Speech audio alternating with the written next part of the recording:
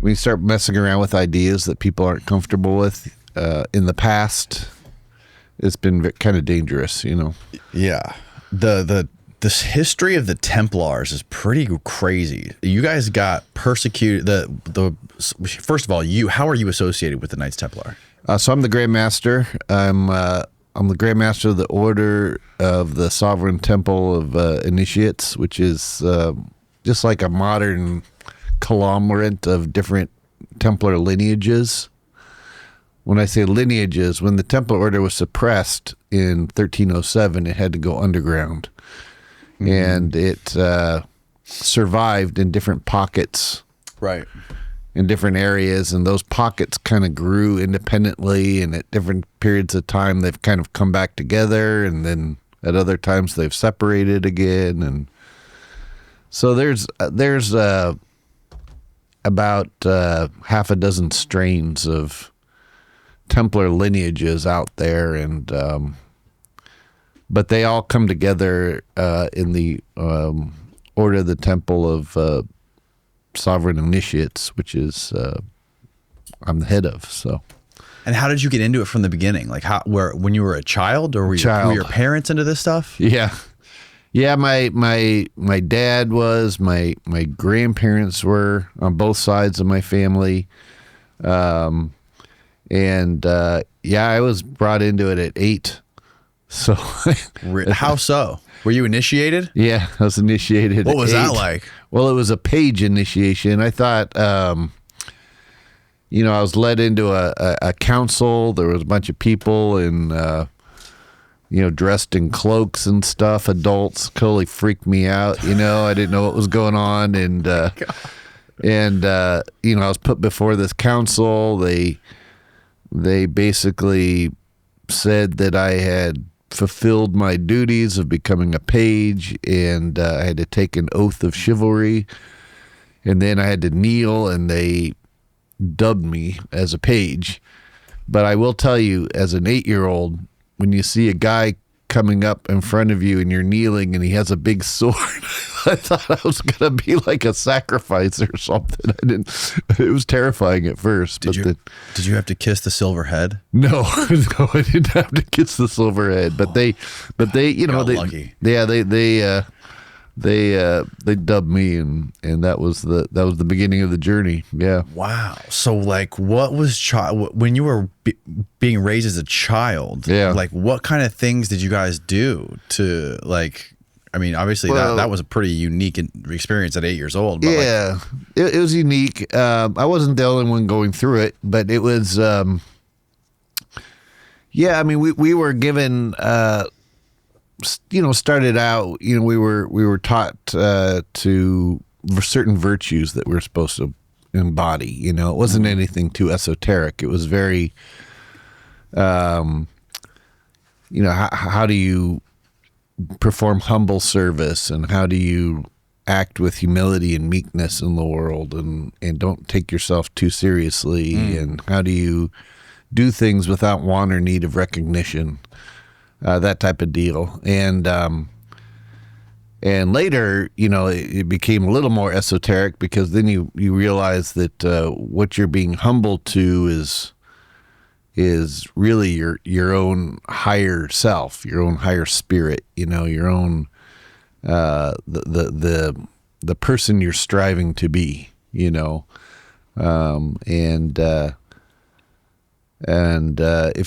you listen to that, then things usually work out well for you. And then how did you end up being a Grand Master? Yeah, so that took a lot of time. So I went through a lot of different orders, a lot of different degrees, studied a lot of different traditions, and eventually I was joined an organization that was known as Ceremonies International, which was a French tradition. It's French Templar tradition. It was. You didn't know it was a Templar tradition until you were in it for a while. Mm-hmm. Then what they did is I became a Grand Preceptor, and then I became a Grand Commander, which was basically in charge of a region. So like the region I was in charge of was North America. And then There's no grand wizards, are there? no grand wizards. Nothing, He's not like KKK names. Nothing like that. No, total opposite of KKK. In fact, the grand commander before me was a black man by the name of Dr. Onslow Wilson. And really? There's black folks in the Knights Templar? Oh yeah. Wow. Yeah, there's black folks. There's women. There's wow. You name it. So Native American, indigenous Native Americans. Cool. Yeah, I mean it's So like at what point did like your parents sit you down and say, son, you're a part of the Knights Templar? Do you know what the Knights Templar are? Well, it wasn't even like that. It was you know, it's like they got me in this program as a kid that I went through till I got to an adult, the age of an adult. And then I was trying to figure out where this was all coming from, you know, like they didn't say it was Templar based. They didn't say Templars started this tradition. It was just this thing that I went through.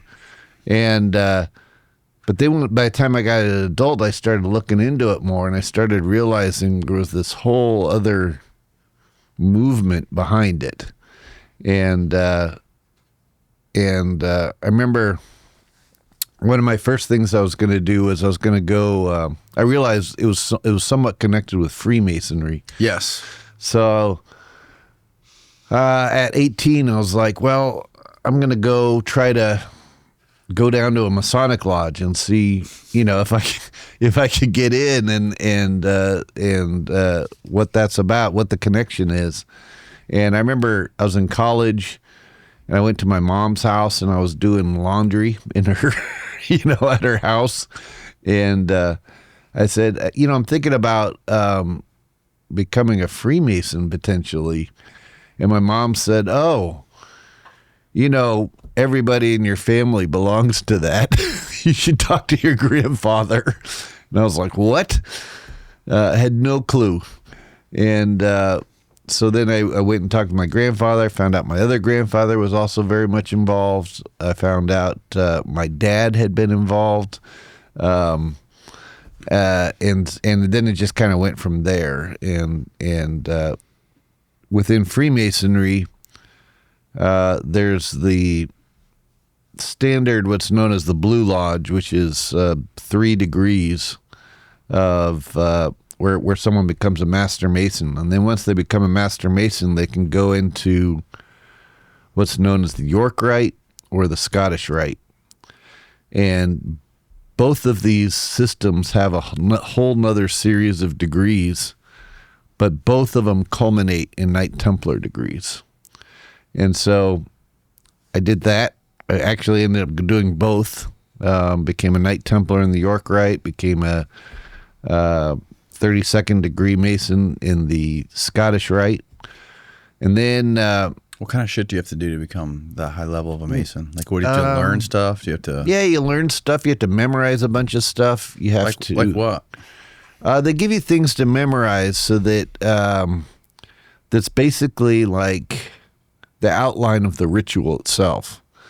And the reason is, if every Mason in the world died tomorrow and you were the last person, you could rebuild the entire system based on what you had memorized.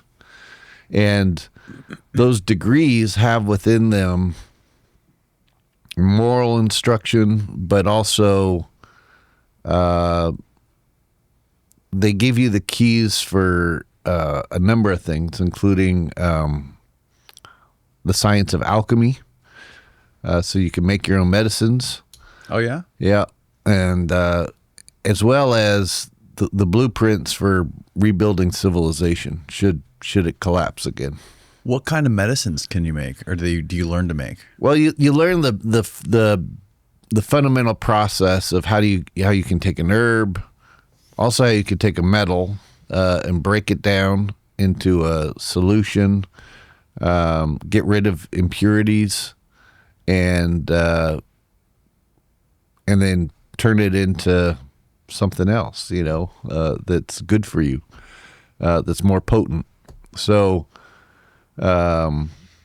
You'd go through stages of digestion, distillation, calcination, extract the oils, the salts, rebuild it all back together, and create a medicine. So you learn how to do that with the the building blocks are the same for all medicines in terms of what you start with and then how you extract this stuff at the end.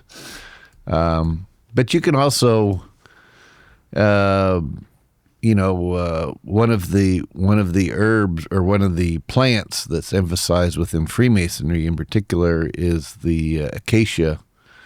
And if you do these processes to the acacia, you can extract certain forms of acacia. You can extract DMT out of it. So, it's one of the undercurrents to the Masonic tradition. And it was something that they had inherited from the Knights Templar as they were traveling in the Middle East, in the Holy Land, and meeting with groups like the Druze and the Sabaeans and others who were passing on this alchemical tradition and who were translating alchemical texts from the Greek and Roman and Egyptian times. Is it common practice within Freemasonry to take DMT and to do these psychedelics? I wouldn't say it's common practice. There are brothers who do. But the process is there. I mean, the process for extracting it is the same as you would for any other herb. You do through the same process. It just so happens that psychedelics aren't necessarily a part of that. No, they're not necessarily part of it. There have been Masonic rites throughout history that have done that to a certain degree. Mm-hmm. I would recommend the works of P.D. Newman. He's written a number of books that specifically focus on that in particular. But so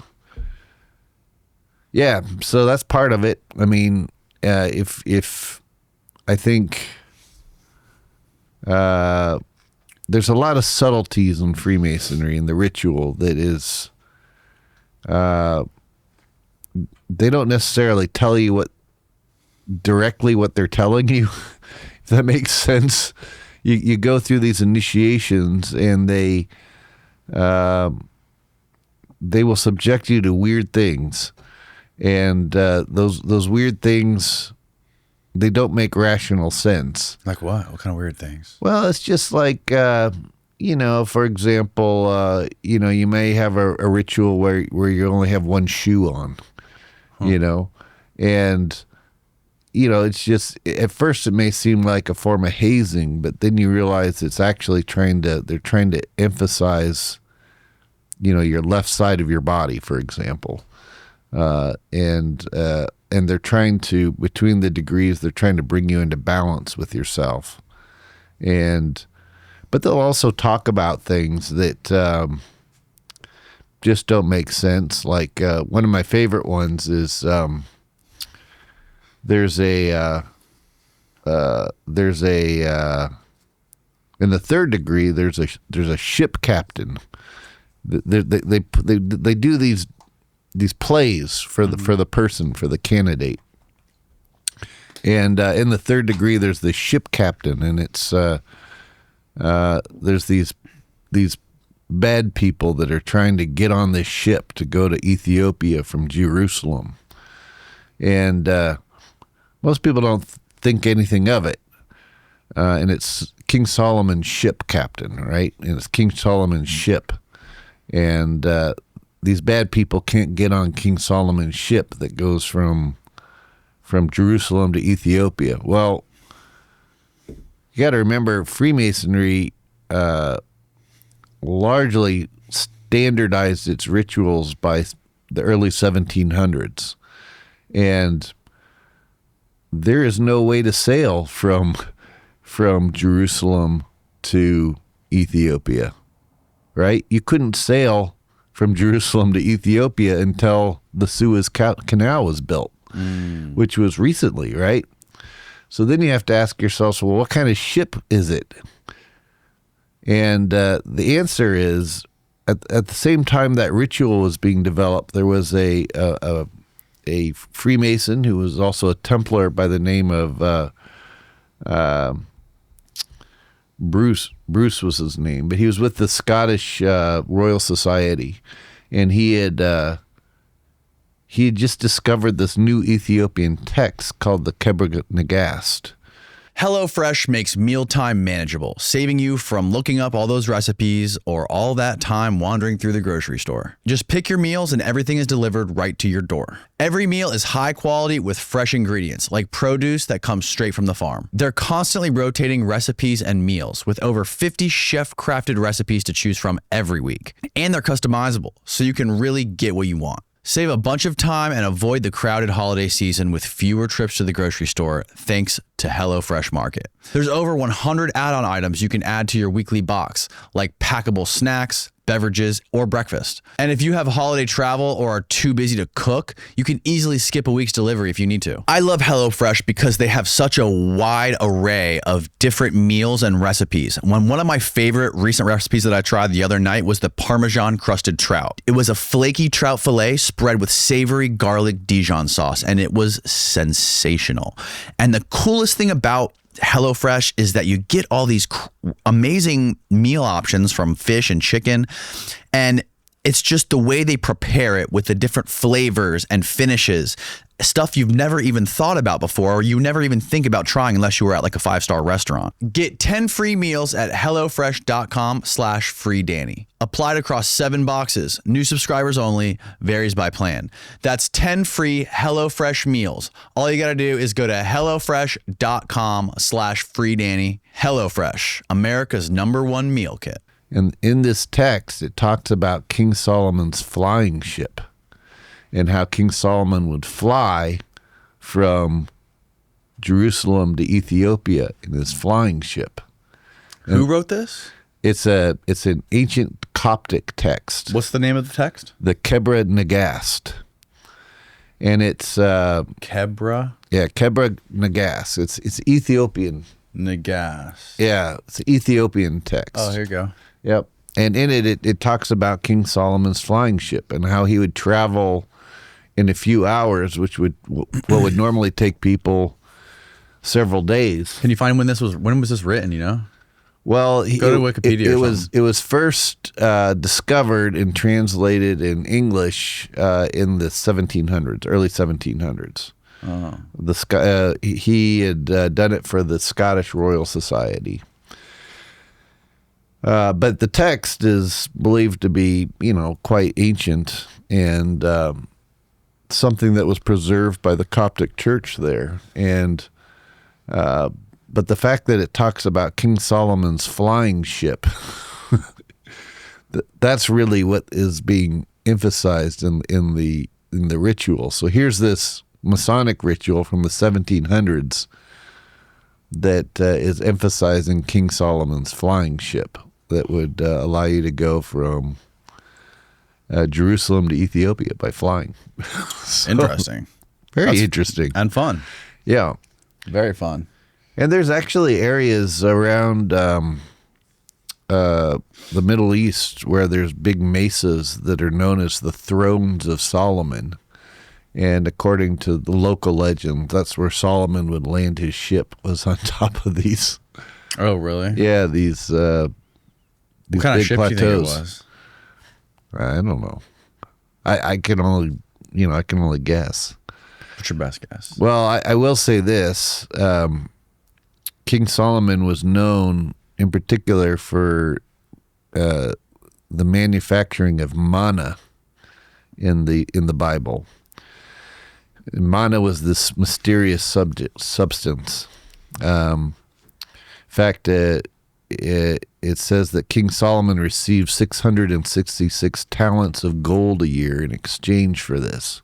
And that number 666 in the ancient world was the number of transformation. Mm-hmm. So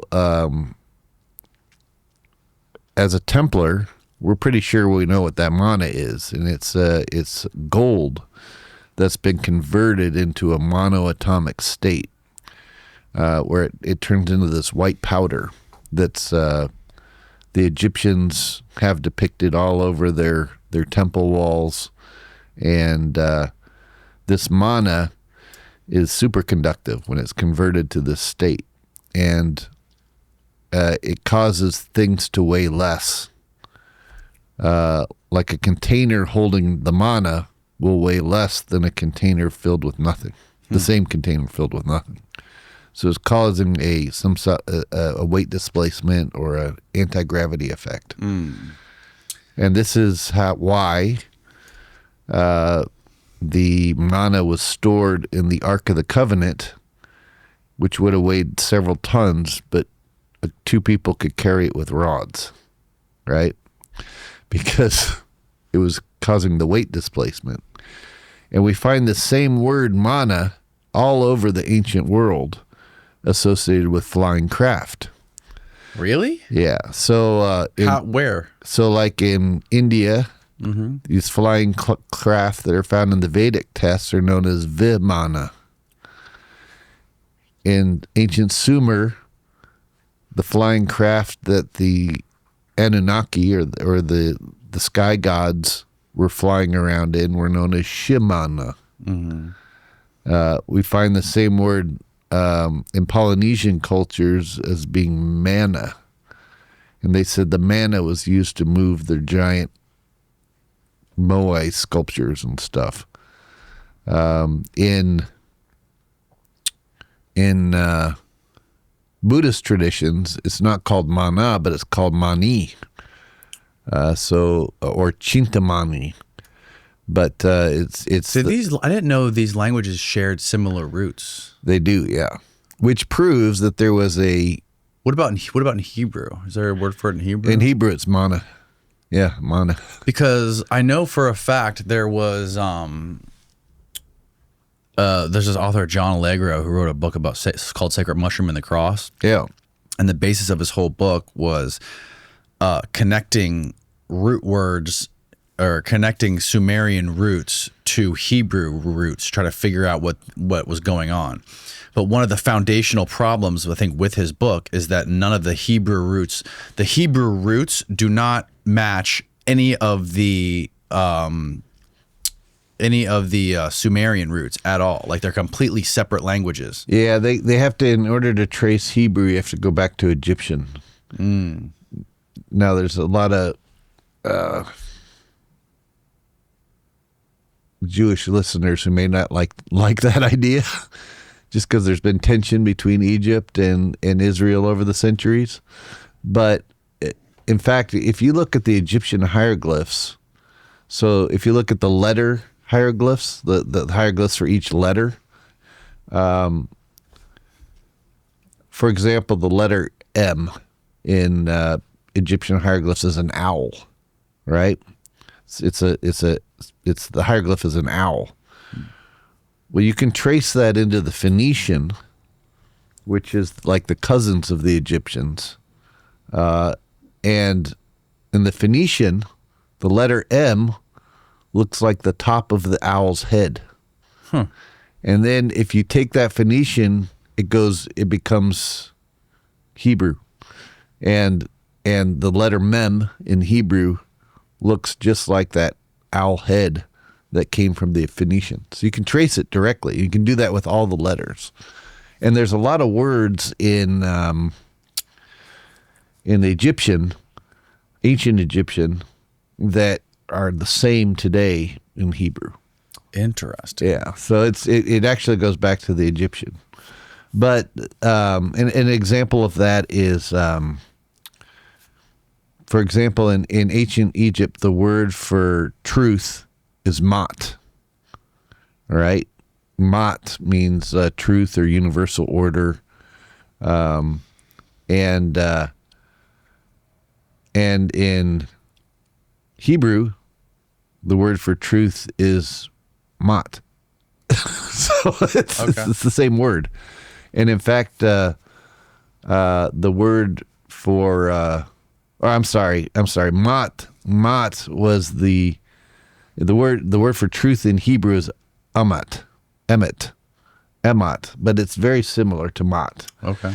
And in ancient Egyptian, the Mot was also a goddess who presided over the dead. And the word for death, death in Hebrew is Mot.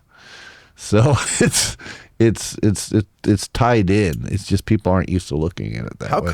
How come every Freemason I've ever met is super knowledgeable about ancient Egypt stuff?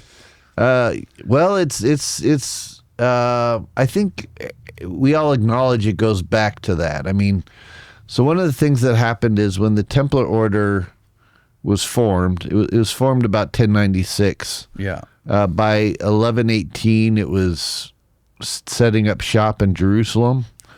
And then from there, they went down into Egypt, and they set up a commandery at the Temple of Isis at Philae. And in fact, if you go to the Temple of Isis at Philae to this day, there's Templar crosses carved all throughout the temple. So you'll see the Egyptian hieroglyphs and stuff, and then you'll see the Templars, put in their crosses too to mark their territory. But they, and then from there, they spread out to all the major temples in Egypt, and they were doing study and research. And in fact, there's even a room. If you go to the Temple of Seti I at Abydos, there's a room there that is closed to the public. But if you're able to get into it, it has a depiction on the wall of one of these arks, like the Ark of the Covenant, that the Egyptians were transporting. It shows a pharaoh, presumably Seti I, holding his hand out with a mound cake of this white manna, which was this monoatomic substance. And then you'll see graffiti of 3 red Templar crosses done clear back in the 1100s around the ark that was depicted on the wall. Are there images we can find on the internet of this? Yeah, no. I have images of it. You do? Yeah. I don't have any way. I don't know how I could get it to you right now. Is it on your phone? Yeah. If you could send it, can you send it to me and I can give it to Steven? He can throw it on the TV and we can look at it? Sure. So you've been in this temple? Oh, yeah. And you said it's not open to the public. Yeah, that room is not open to the public.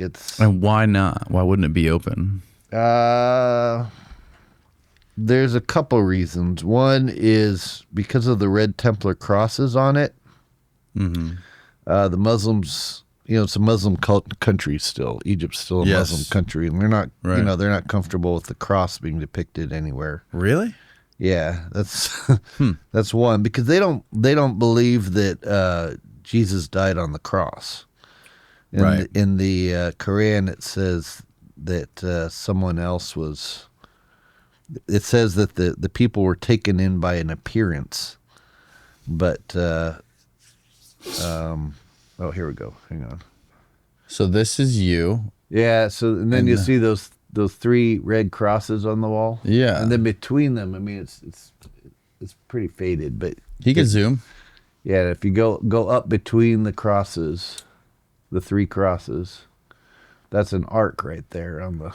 Oh, sure. It's being depicted. Ark? Yeah, ark, like the Ark of the Covenant. So how is it an ark? Well, so it's a box that is. I see. That is. The Ark of the Covenant is in there. Right. That's the Ark of the Covenant. I mean, it's a Ark of the Covenant. I mean, the Ark of the Covenant in the Bible was based on these arks that you find throughout Egypt. All the temples of Egypt at one point in time had one of these boxes. And we believe, from a Templar perspective, these boxes were they were electrostatic capacitors, and that they were a remnant of a lost technology from a pre-civilization like Atlantis. Really? Yeah, and that they were brought to Egypt to be preserved during the last cataclysm. And Egypt had these in all of their temples at one point in time. It's the holiday season, and you know what that means. It's lights, gifts, and get-togethers. Speaking of gifts, Steve is a hapless slob that usually radiates cheesy, fermented crotch sweat from his corner over there. It's just his way. But thanks to today's sponsor, Mando, I no longer have to gag off camera. It's a gift for both of us. So what makes Mando so special? It controls your odor for 72 hours, and that's perfect for long holiday shopping days and running from the feds. It's a cleansing bar, safe for your whole body, and deodorizes everything from your pits, package, feet, to everywhere in between, and comes in 4 cologne quality scents. Bourbon Leather, Mount Fuji, Pro Sport, and Clover Woods. And new customers get $5 off the starter pack with our exclusive code and link. Use the code DANNY at shopmando.com. That's shopmando.com. I love Mando because it's not antiperspirant, it's anti-odorant. And it keeps me smelling delicious during these long, sweaty conversations. The best part is it's aluminum-free, baking soda-free, cruelty-free, and dye-free. And it's way cleaner and safer than all that crap you buy at the grocery store. But Danny, how is this any better than using soap alone? All right, 12 hours after a shower, the average man's grundle odor was a 5 out of 10. With Mando, the average grundle odor was 0 out of 10. Sniff on that, Steve. Mando's starter pack is perfect for new customers or to secure some last-minute stocking stuffers. It comes with a solid stick deodorant, a cream tube deodorant, and 2 free products of your choice, like mini body wash and deodorant wipes. And it's free shipping. Luckily, I have a discount code to help you get hooked on my favorite smelling whole body deodorant on the market. New customers get $5 off the starter pack with our exclusive code, which equates to over 40% off your starter pack. Use the code DANNY at shopmando.com. That's shopmando.com. Please support our show and tell them we sent you. Smell fantastic this holiday season with Mando. Like, that's for real? That's real? Like, those are... How many of those exist? Well, we have 6. The Templar Order has 6 right now, buried in vaults here in the United States. But there are others out there. I mean, there's supposedly one in Ethiopia right now, at a church in Ethiopia. And how do they work? What they do is they're built of multiple layers of acacia wood and gold, and they just start to build up static electricity within them. And then when you put that mana in there, which is that there's the It's the ancient helicopter. Yeah, the middle on the right. Middle, yeah, right there. Right there. Yeah. God, that looks just like a helicopter, huh? Right. You can see another little. You can see some other. Is that real? Yeah. It's on a lintel. That looks like Jeff Bezos' super yacht up there on the top. Yeah. That's there at Abydos. It's at the Temple of Seti the First. It's on a pillar. It's high up, but it's near the entrance of the temple, and. Yeah. So, can you zoom in on that again, Steve? Or on another one, maybe a bigger one? Yeah. So check this out, because this one up here has like a bow that is not the same. That's not what it looks like. I know it's not. It's so weird. Oh, here's another one. Yeah. No, that's low, not. Super low res. You know what? I'll search for high res. You have to click on it, then zoom in on it, bro. Yeah, it's kind of hard to. It's hard to photograph it too because it's up pretty high, you know. But you can. There we go. That's nice and clean, dude. Look at that. Yeah, that's like some sort of moth or something, or crazy. Yeah, it's almost insect on the left. It's almost like so you can clearly see what looks like the Apache helicopter. It looks like a helicopter, right? And then it looks like it definitely looks like a submarine below it, right? And then the thing on the top, yeah, it's either like a hand, like an elongated hand, and it kind of looks like a yacht to me. Yeah. Well, so it's got a wing, so that it's almost like a fat plane, and then down below it is it almost looks like that thing that Luke Skywalker was in the first movie, you know, when he's going around. Do we know when this was carved? Is there any way to find that out? I mean, there's the standard archaeological explanation, and then there's the alternative theory. Right. The alternative theory suggest that it's Yeah, but there's got to be somewhere to date. There's no way to carbon date this. no way to carbon date yeah. it. You know, I mean, carbon dating is based on when things were burned in the area. Right. Things have been burned in the area for forever. So Yeah. it's but some of the earliest pharaohs are actually buried in the backyard of this temple, so to speak. Interesting. And right below the temple, like literally in the backyard of this temple, is another area that's known as the Osireion. And the Osireion is arguably the oldest megalithic structure in Egypt. That place is crazy looking. Totally crazy. And it's all fit together like jigsaw puzzle, and it's You remember, Steve, do you remember when we had the Snake Bros on here? Oh, yeah. And they were showing us all those cuts of the Osireion? Mm-hmm. yeah, and then the water, they don't know where the water is coming from. I think it's probably a natural spring or something. Yeah, because originally they thought it was Nile water, but it's not Nile water, and it goes down. I mean, from what you see is just at the top of water level, but the water level goes down another 40 feet. See if you can find an image of like the corner cuts of the Osireion, like where they show like the wall joints coming together and the overlap. Like it looks as if they just stacked all these stones in a big pile and then cut through them to create the negative space. Yep. See if I can find Well, and those are, you have to keep in mind that each one of those stones is almost 100 tons, I mean, Can't really see the big that. ones. You can't really see it there. Yeah. This has been ground down, and this is the original stone right there. They just like Just type in like Snake Bros Osireion, you'll find it. snake. So like this, this is like basically the backyard of the Temple of Seti the First Right. at Abydos, and then the temple was built up above it, and in that temple, that's where they had one of these arks that the Templars found. And Really? and that's also where those hieroglyphs There are. you go. Of the helicopter and the Is that it? yeah. Well, It doesn't show the grind You mark. can't see it. So like that corner piece, it would have been one stone. yeah, it's usually the lentils. We're having trouble finding it right now. Yeah, you have to look at the lentils. The Wait, what's this? Yeah. No, these were close-up photos, man. yeah. Yeah, I'm typing. But Assyrian the wall. whole place is very mysterious. You know, Yeah. I mean, Do you know the conventional explanation to how those stones are cut there? no, they don't know. To be honest, I mean, they know it's Do they rose. have- They did know they it's try? rose granite. They know it comes from Aswan, which is 500 miles away. yeah, and not only that, but you have to go over a mountain range, Right. and then back down to the Nile if you're going to transport them. There's a lot of mystery surrounding it, and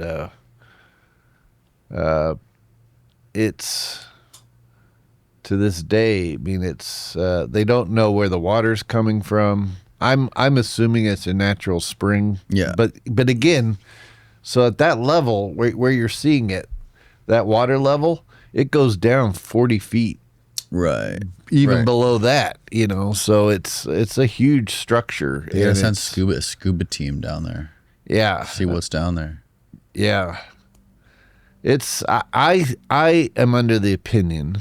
This is just my conjecture that they were taking the water from there. They're bringing it up into the temple up above, and they were doing alchemical processes in that temple, and they were extracting from it these monoatomic elements that would go into the ark, which would generate tremendous power.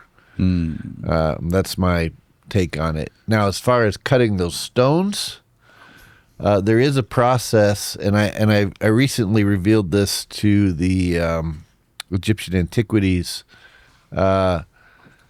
There's a plant that grows near a lot of the monuments in Egypt, and its scientific name was dictypetalum. And if you do these alchemical processes to it that are taught within Freemasonry, where if you were to do that to acacia, you could extract DMT. But if you do it to this dictypetalum, what you extract is hydrofluoric acid. And hydrofluoric acid eats through granite. It melts granite. It melts. Does it really? The silica in the granite. Yeah, and the only thing that stops that hydrofluoric acid are gold, lead, and beeswax. And so They can't burn through gold, lead, or beeswax? correct.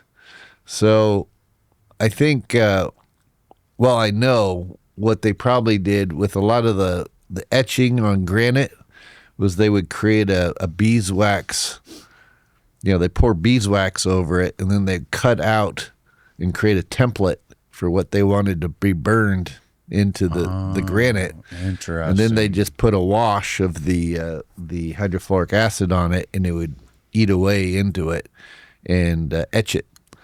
I think this is also, if you go to Dendera, the Temple of Hathor at Dendera, there's these staircases that appear to be melted. And there's all kinds of conjecture about how they got melted. I think it was a hydrofluoric acid spill because they were doing that etching on the walls going up the staircase. And they must have had a spill, and it just melted the stairs. Yeah. I had this dude on here named Jeffrey Drum. He has a channel called The Land of Chem in Egypt. He lives right across the street from Giza. Yep. And he has this crazy, interesting. And Oh, yeah, there's the melted stairs. he has a super compelling hypothesis on how they used the pyramids to create chemicals. Like he thinks there were chemical manufacturing plants. Sure. And he says even when you go inside one of those, I think it was a step pyramid maybe, he said it smells like sulfuric acid. Is that what it was, Steve? It smells like ammonia. Ammonia. That's what it was. Ammonia. Yeah. Yeah. He says that people, the conventional explanation for it is from bats, sure. bat shit. But he says it doesn't make sense because for some reason it wouldn't smell like that all the way. It smells the worst the deeper you get, like to the very deepest part of the pyramid. Yeah. And he has the diagrams of them, and he lays it out really well on how it would have made perfect sense for those things to be manufacturing those chemicals, and they would have been used to create fertilizer, to spur the growth of agriculture and all kinds of stuff there. I think there's something to that. They got these giant boxes down there too below the step pyramid, and they have almost like a cork on them. It's a stone cork, and you can tell they were like a pressure cooker type of deal at one point in time, so that steam could escape out. But if you tried to pull the cork out, it wouldn't. It wouldn't let you do it. Right. So, and there was also these bowls, these giant bowls that are at the somewhere around that pyramid near the base. It looked like there was these channels going through the rocks, and then these big bowls that looked like they were there to hold the whatever sort of chemical or whatever sort of fluid was coming out of those pyramids. Quite possibly. I mean, you have to remember Chem or Kemet was the ancient name for Egypt, right? And that's where we get alchemy from, from which, and then from there came chemistry, right? But it all goes back to Chem or Kemet, Egypt. He also thinks that when in the Serapeum, there's these scoop marks that are cut out of those big granite boxes down there. Yep. He thinks that they would have used these chemicals potentially to soften the stone to scoop out cracks or whatever. Because if those things were using sound or whatever to resonate or whatever, there was high energy in there, you wouldn't want cracks in there to fuck with the integrity of those boxes, so they would scoop it. I think that was the hydrofluoric acid that I was talking about. Yeah, I think that's exactly what they were using. Yeah, and in fact, we even find, if you go to Aswan, the quarry where they got all the stone from, you can find the pocking from the acid in certain areas to this day around there. And then even the unfinished obelisk at Aswan, it has those scoop marks going down the sides of it.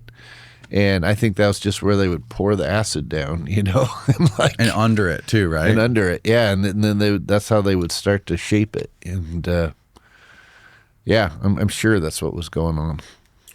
So back to the Ark of the Covenant. Yeah. You said there's 6 that we have. Yeah, there's 6 right now that we. So Are there any pictures of them online? no. No. Why are they so secret? They were moved here. Well, first of all, they were moved here by the latest ones were moved here by about 1346 thereabouts. So what happened is that the Templar order found all these. They found 6 of these arks. There was probably 100 in antiquity. I mean, just based on the fact that every temple in Egypt had one at one point in time, and which is clearly depicted on the temple walls all over Egypt. But anyhow, the Templar order gradually amassed 6 of these things, and as well as other artifacts, and they spent time bringing them up into Portugal, into Scotland, where they were able to, into France at one point in time before they were suppressed, and then they were making secret travels over to the New World of the Americas, and they had by the time the order was suppressed by 1314, completely suppressed by the Roman Church, they had already mapped all of North America by that time. And they brought these artifacts over and started, they formed alliances with certain indigenous native tribes here in the Americas, and they hid all this stuff. Part of the reason why Spain was so active in suppressing all these indigenous native groups here in the Americas when they started coming over is because they were looking for these artifacts. And they knew that the Templars had alliances with the indigenous natives. In fact, this is even the reason why when Columbus came over, he flew Templar crosses on his ship sails because he knew the natives would recognize them, and he was trying to trick them so he could find those treasures for Spain, and that's why Spain funded him. Oh wow! Yeah, so he had Columbus had actually figured out that there was something going on the other side of the Atlantic. He ended up pulling one of the Grand Master's daughters actually out of a convent and marrying her to try to get the maps. Oh, really? To get over to the New World. Ambitious fella. Yeah, I mean he was driven. And then he went to Portugal and said, "Fund me to go to the New World." And of course they were like, we already know there's land on the other side. We've been traveling there, because Portugal was largely founded as a Templar state. And they were like, nah, no thanks. So then he went to Portugal's enemy, which was Spain. And of course, Spain was happy to fund him. So, Right. yeah. So you said the Ark of the Covenants, they have acacia wood and gold. Yeah. And that somehow creates like a static electricity. Yeah, it builds up static electricity, and especially when this mana, which is a monoatomic gold, is inside of it. What it does is that monoatomic gold is superconductive. And so monoatomic gold. Yeah, so as it starts to build up static, then it's discharged through the top of it, where the little angels are and their wings on top of the Ark of the Covenant. It discharges electricity. And of course, to the ancient people, they saw this as magic. They saw this as the presence of God. But this is also why, even in the Bible, it says you couldn't touch the Ark of the Covenant, because if you did, you would die, because it would shock you to death, right? And the only way to discharge that electricity is you'd have to take a rod, like Aaron's rod that's described in the Old Testament or the Torah. You ground it and drop it against the ark, and it would cause all that electricity to become grounded. So then you could open it up. But if you didn't do that, it could shock you. And this is also why, if you remember, or if you, I don't know how much biblical history you know, but like in the Torah or the Old Testament, it talks about Moses built this tabernacle in the wilderness to house the Ark of the Covenant. And he built this tabernacle out of all these wool curtains, right? And all this wool tent. Well, wool is also a collector of static electricity. So what all that did is it just allowed all that static electricity that the tabernacle was building up from the desert would then go become condensed in the ark itself, which would then cause this static discharge regularly. Yeah, it's interesting. Like this kind of history is so fascinating, but when you really look at it, the crazy thing about it is like going back to the sources, like for Noah, just for an example. Sure. Like Noah wasn't even written about until like 1,200 years after he died. Correct. Yeah, sure. So imagine that more. today. Imagine me and you having this conversation today. Right. And then it just like a cataclysm happens, and then in 1,000 years, Tim and Danny had this conversation 1,000 years ago. Right. What are the chances that the story is going to be anywhere near accurate? I think there's a lot of metaphor that gets.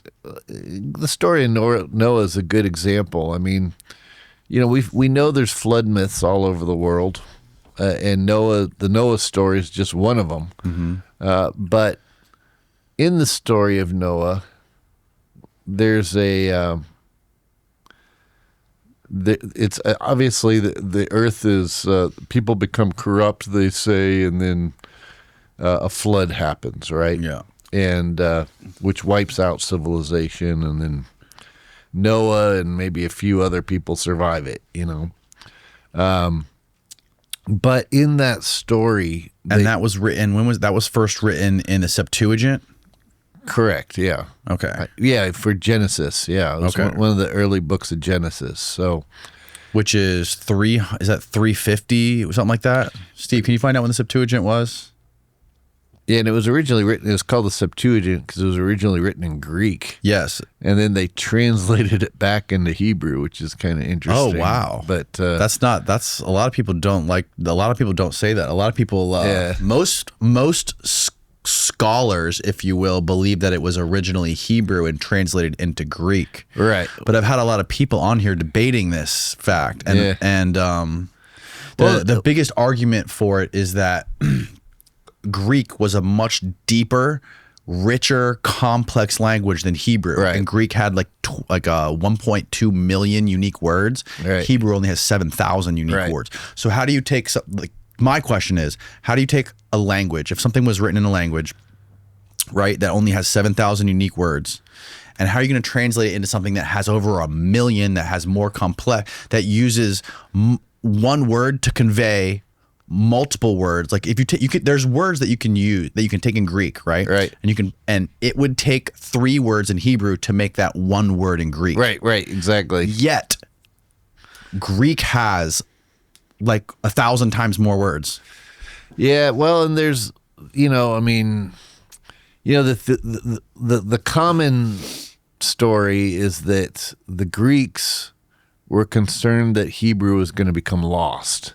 And that those stories were going to become lost. So they wrote them out in Greek in order to preserve them. And then from there it got translated back into Hebrew. There's some. So 3rd century BC is roughly what. Yeah, there's some argument for that because there are words in Hebrew, for example, that you find in those books, like the word shibboleth. Shibboleth has come to mean a password, or it's come to mean This is a Hebrew word? yeah, a water ford, a place where a water ford is in Hebrew, but it's come to mean that. But that word is actually a Greek word. It comes from shibboleth, which is to conquer or victory, and lith, which is stone. So shibboleth is to conquer a stone, or to and that's the real meaning of the word in Greek. So that's one of those examples where there was a Greek that was put in there that just was kept in Hebrew, and then it became something else. Wow. So there are things like that. Do you know what Christ means in Greek? Yeah, Christos is universal consciousness, but it's also tied to the Christos, which is the Chrio is the root. right. And I had a classical philologist in here who spent his entire life reading and translating Greek, and he came up under John Scarborough, who's like one of the most legendary. Yeah. And basically told him when he was coming up through his PhD program, he's like, don't fuck with any secondary sources. He's like, only go to original sources. Yeah. For everything. Yeah. And he's told me in here that the root word for Christ, Chrio, or the word Christ or Christos, Right. in Greek, it actually means, according to him, to apply a drug to your eyes. To apply a drug to your eyes. Yes. I haven't heard that one. So that they may be open. Interesting. That's cool, though. I think there's something to that. Yeah, from a Gnostic standpoint, that fits real well, because there were a lot of Greek words that the Gnostics interpreted very differently than how modern Christians do. For example, the word resurrection. It's the most wonderful time of the year. Holidays on the house at DraftKings Casino. With this holiday season's offerings, you'll unwrap everything you wish for, from table games and jackpots to a slot at the top of everyone's Christmas list. Jingle Bells Power Reels. Like I've said before, I love DraftKings because I can jump in whenever I want and not have to worry about dodging potholes on the way to the casino. Plus, I don't have to worry about getting interrupted by skimpy cocktail waitresses. And Steve hasn't caught on yet, but I've been winning on his account too. Have some fun this season with DraftKings. DraftKings is offering a warm welcome to new players with $100 instantly in casino credits with just $10 wagers. Plus, everyone can get on the action with a holiday reward every week. So sign up with my code DannyJonesPod because the holiday cheer is here on DraftKings Casino. Problems gambling? Call 1-800-GAMBLER. In Connecticut, help is available. For problems gambling, call 888-789-7777 or visit ccpg.org. Please play responsibly. 21 plus. Physically present in Connecticut, Michigan, New Jersey, Pennsylvania, West Virginia only. Void in Ontario. Eligibility restrictions apply. New customers only. Opt-in required. Casino credits are non-withdrawable and expire in 168 hours. Terms at casino.draftkings.com/promos. Comes from the Greek word anastasis. So in the Greek New Testament, the word that's usually translated into English as resurrection is the word anastasis. But anastasis actually just means to wake up. It's the opposite of stasis. So stasis means to sleep. Anastasis is to wake up. Oh, wow. So the Gnostics interpreted that as something very different than a bodily resurrection. They interpreted it as waking up to gnosis or divine experiential knowledge. Yeah. One of the other things that this gentleman, Amen Hillman, was explaining to me on the show was that Jesus was a big-time drug guy. He was always on drugs, always performing, being, participating in these rites. And there was a thing they would do where they would get high on viper venom, on North African viper venom. And the way he has have you heard of Galen? He's Marcus Aurelius' physician. Sure, of course. Yeah, yeah. He's read, God, ungodly amounts of Galen and translated ungodly amounts of Galen's work, like thousands and thousands of pages of his work. Wow. And what Galen talks about, which this guy's an expert in, is how they would induce viper venom, small amounts of viper venom into children, like put it on a bandage, like cut their arm and then wrap it in a bandage, just enough to where it wouldn't actually kill them. Right. But they would create the antibodies. Sure. So when they got high on snake venom, they could extract fluids from those people, whatever it was, from those children. And that would be an antidote so they wouldn't die. And he thought that this was the idea of dying and being born again by taking the venom, the death inducers, they called them. And then to take the antidote, the antichrist, which is what those were. They call them antichrist, antidotes. Right. And that would keep them alive so they could get high. Wow. And survive. You know, the Hopi of, the area of Arizona, they have a similar rite where they have a snake dance where you can become a brotherhood of the snake, and where they would actually take a rattlesnake and they hold it in their mouth, and they dance with this rattlesnake in their mouth, and they have an eagle feather that they kind of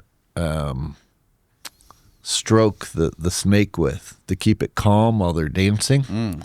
And then at the end of the dance, they ingest the poison from the rattlesnake. And now prior to this, they've been building up antibodies from the snake poison.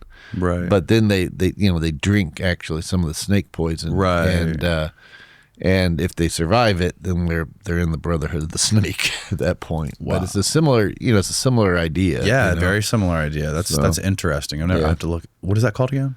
It was the Hopi. The Hopi? Yeah, it's the Hopi. The snake dance. It's a rattlesnake dance. So, are you familiar with the part in the Bible where Jesus is arrested in the public park with the naked boy? Sure. Yeah.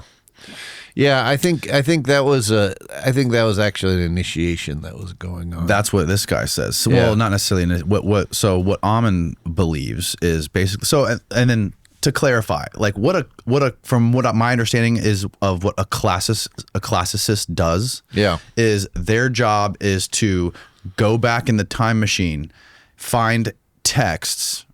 And because there's this phenomenon called semantic drift that happens over time, where one word will change and evolve meaning over millennia, right? Of course, yeah. So a classicist's job is to go back to a specific point in history, right? And read all the peripheral texts, the comedy, the poetry, the pharmaceutical texts, the medical texts, and figure out what a general consensus of what the words meant. Yeah, the context. The context of what was actually going on. So that's what he does. This is how he came to this conclusion about Jesus. In the park, when he was with the kid, he thinks Jesus was hallucinating on this death inducer, right? And he had the kid there who was wearing nothing but a linen cloth on his private parts. Yeah. And he thinks that was somehow Jesus was going to get his antidote from the boy. Yeah, maybe. And the boy ran off, right? Sure. So then Jesus the next day gets crucified, and he's like screaming, and he dies early, right? You're not supposed to die that quick. Yeah. And there's the depiction of them giving him the sponge, what was it supposed to be, like vinegar or something? Yeah. He says he believes that was supposed to be like the antidote that was on that to keep him alive. Yeah. And he refused to take it because he wanted to die quicker. Maybe there was. I will say that throughout the ancient world, it was not uncommon for during the initiation rites and you still find it within some traditions to this day. The new initiate is dressed in white linen, as is divested of all their earthly clothes, everything that just makes them distinct and gives them identity in the world. They're divested of all of that, any medals that they have on them, and they're made to put on a white linen for initiation, and that's common. And to me, it makes more sense. That's what Jesus was doing with that small child. Is I don't think he was, there's been all kinds of weird. Because what he said was, I'm not, when the cops came, he said, I'm not a lay stace. I'm not a lay stace. Right. And he says lay stace at that point in time in history meant a child trafficker. Right. Exactly. That's what Caesar said. Right. When Caesar was captured, he goes, the lay stace that he crucified. Of course. I mean, you see a half naked kid, in a cave with an adult. I mean, of course he's going to look like a pet. You know what I mean? Exactly. So, but it was probably an initiation rite. I mean, and I'm sure it was. And there's a number of things within the New Testament which point to Jesus, or at least whether he did this or not, or whether the early Christians grafted it onto the Bible to make it seem this way. I mean, we don't know, right? But seems to suggest that Jesus was passing on an Egyptian initiation tradition. And I'll give you an example of this. The Lord's Prayer that everyone who goes to church knows about, our Father who art in heaven, hallowed be thy name, thy kingdom come, thy will be done on earth as it is in heaven. Give us this day our daily bread. That whole thing. Yeah. That originally comes from the papyrus of Ani in ancient Egypt, and it was a prayer to Amun, the god Amun. Mm-hmm. And it began, Amun, Amun, who art in heaven, hallowed be thy name, thy kingdom come, thy will be done, as above, so below. Give us this day our daily bread. It's the same thing, almost word for word. And then it ends with Amun, which, of course, is where we get the word Amen from. So Amun in ancient Egyptian means the hidden one, and it represented the hidden power. And this is why in the New Testament, when Jesus gives this prayer, first of all, the disciples go to him and they say, Jesus, how should we pray?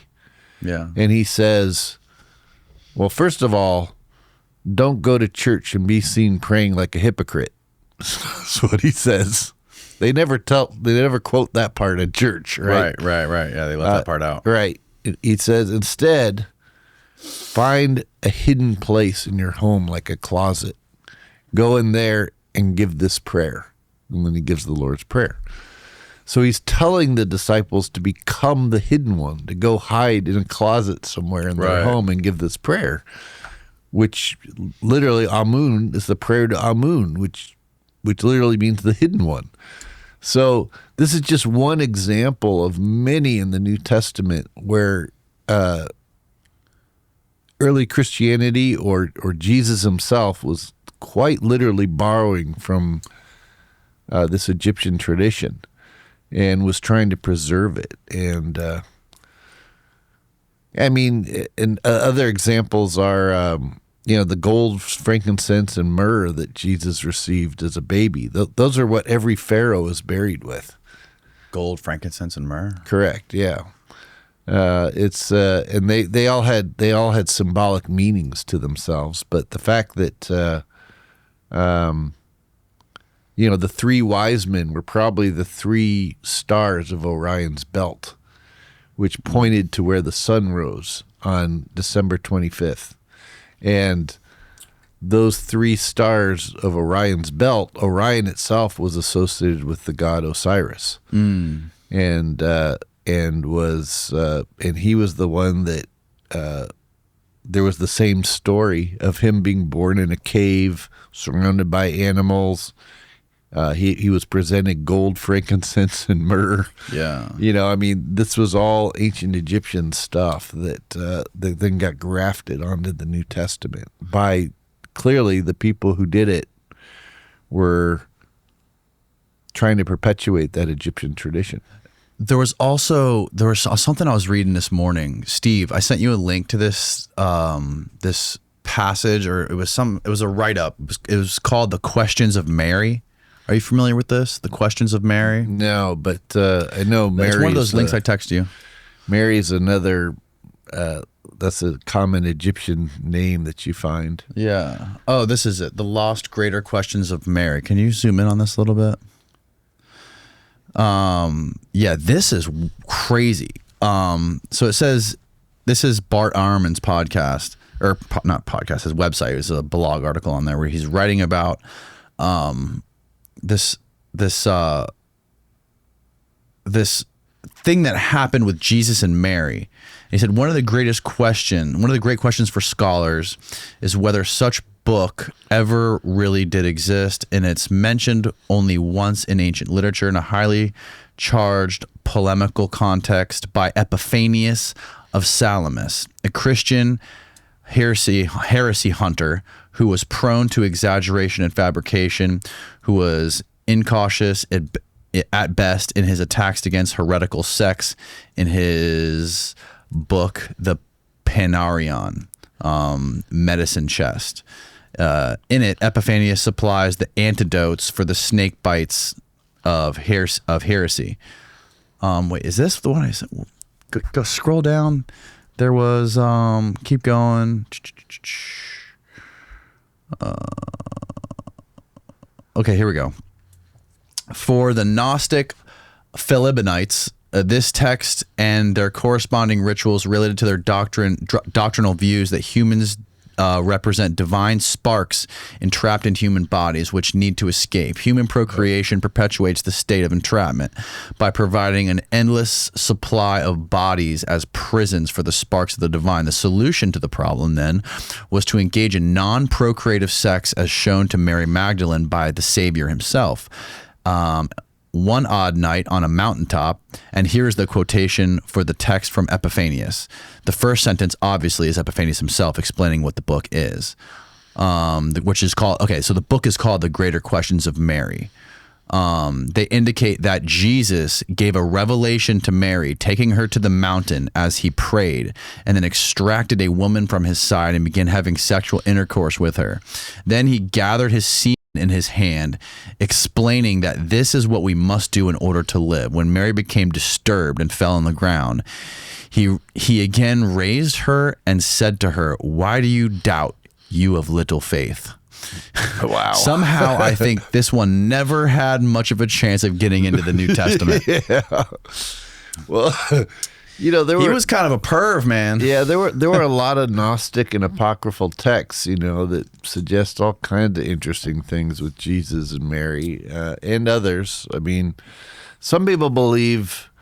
I happen to be under the opinion that, and Timothy Freak covers this quite well in his books, The Jesus Mysteries, and also Jesus and the Goddess, I think. Timothy Freak? Yeah. Timothy Freak and Peter Gandy. They did a number of good books. Mm-hmm. But one of the hypotheses is related to the Apostle Paul, that Paul, for the most part, he has these writings where he's speaking like a Gnostic, like he experiences Christ as a vision of light on the road to Damascus, right? Which is a very Gnostic thing. And it said he was taken up to the third heaven. Well, most people are like, know what heaven is, but what's the third heaven? And we know that Damascus was actually a code word used by the Essenes for their base in Qumran. And so it may suggest that Paul was an Essene, and that the third heaven, there were 3 levels of initiation or baptism that was designed to cleanse the person of all the bad stuff that they had attached to them as they incarnated into this world. So there's a baptism by water, there's a baptism by air, and then a baptism by fire. And we find this going way back into the ancient world. I mean, going back to Noah's Ark, in the story of Noah's Ark, grafted onto that story, you have the earth obsessed with its physical senses. Along comes a flood, water. Then Noah lets birds go into the air. And then he lands on Mount Ararat and makes a burnt sacrifice to God, fire, right? So those are the 3 stages of purification, if you will, which is done in the alchemical process. And it's, but it was also used in the baptismal rites and the initiation rites in the ancient world. So, but with Paul, so the third heaven would be that he had gone through those 3 different purifications, right? Well, along comes a bishop known as Irenaeus, who wrote a book called Against the Heresies much later, where he was trying to condemn Gnosticism. And lo and behold, all of a sudden, at the same time, they discovered these new letters of Paul, where Paul is condemning Gnosticism. And the suggestion is that the church, in particular Irenaeus, created these letters of Paul specifically to justify suppressing Gnosticism, which was a rival perspective of Christianity than what the Roman Church was setting up at the time. And hence why Paul seems like this. Paul's gospel was the closest one to Christ. Well, it's supposedly Paul never actually knew Jesus, right, when he was alive, right? And yet the entire canon of the Roman Church was largely based off of Paul. What was the first? What was the closest gospel to Jesus? The first one published, or the first gospel? Well, they say it's Matthew. They don't Okay. really know for sure. I mean, there's Matthew, Mark, Luke, and John are Right. the standard gospels, and you have some of them are kind of similar, and then you have John, which is like totally out there and somewhat Gnostic in itself. Yeah. But The closest one I thought was like 20 years after he died. well, yeah. I mean, they have found fragments, the Nag Hammadi fragments and the Dead Sea Scrolls. And all of these texts seem to point to source texts that, were within 100 years of after Jesus supposedly lived. But we don't know for sure. I mean, it's a guess. Yeah. Everyone's speculating. And, There's a bunch of. I had a guy in here who's been studying the Dead Sea Scroll fragments his whole life, and apparently there's a huge black market for people trying to buy the fragments, and a ton of them are fake. And he actually discovered a bunch of the fakes. I believe it.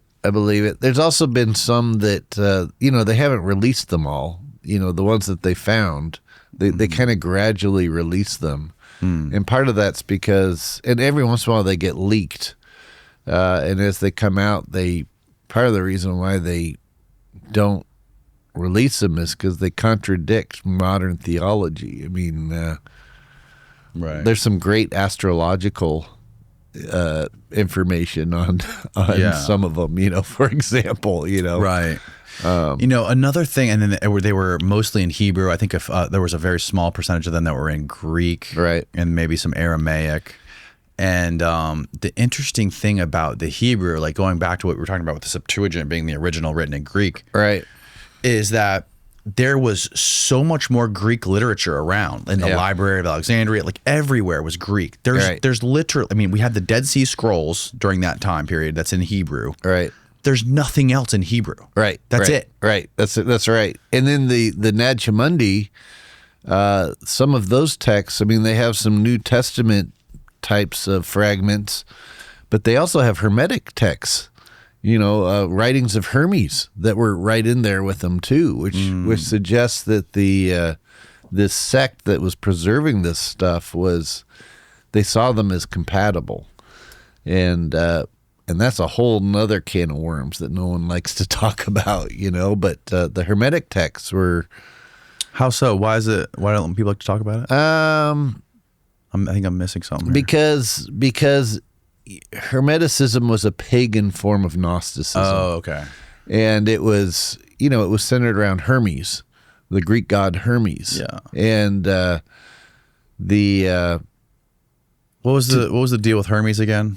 well, Hermes was, he was he was deemed to be the inventor of the word. He created language. He was the messenger amongst the gods. He was he did a lot of work associated with talismans, how to bring energies from the stars down into and capture them in talismans here on planet. He was the inventor of alchemy, and he was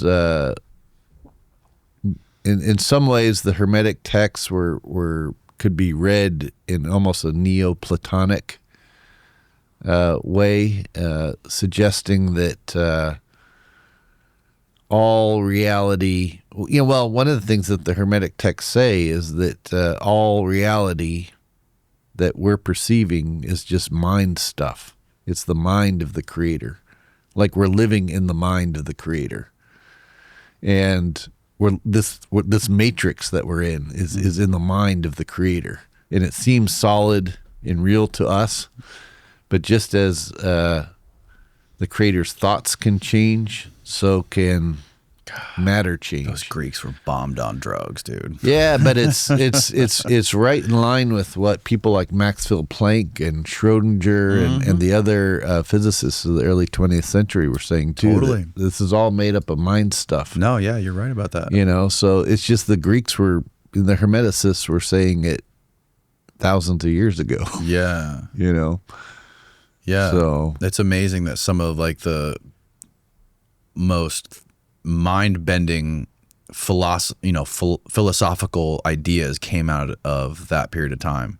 Yeah, for sure. From the Greeks, when they were, we had the Eleusinian mysteries, all these pagan cults, these drug cults, and at the same time, you just have this explosion of intellect in antiquity. Well, and you have to remember too, the root of all that was Egypt. I mean, all those Greek philosophers were studying in Egypt, before they started doing their stuff. I mean, Pythagoras, I think, spent something like 20 years there in Egypt. And in fact, his name, Pythagoras, probably comes from Ta-Go-Ras, which was was the keeper of the word of creation. And Go-Ras just meant, it meant like the word goes forth. That's what it means, or the word of power goes forth. That's what his name would have meant in ancient Egyptian. And he's the one who coined the term philosophy. Literally the word philosophy comes from Pythagoras, and comes from Philo, which is to love, and Sophia, which is wisdom. Oh wow! So, and then the Gnostics later took that same concept of Sophia as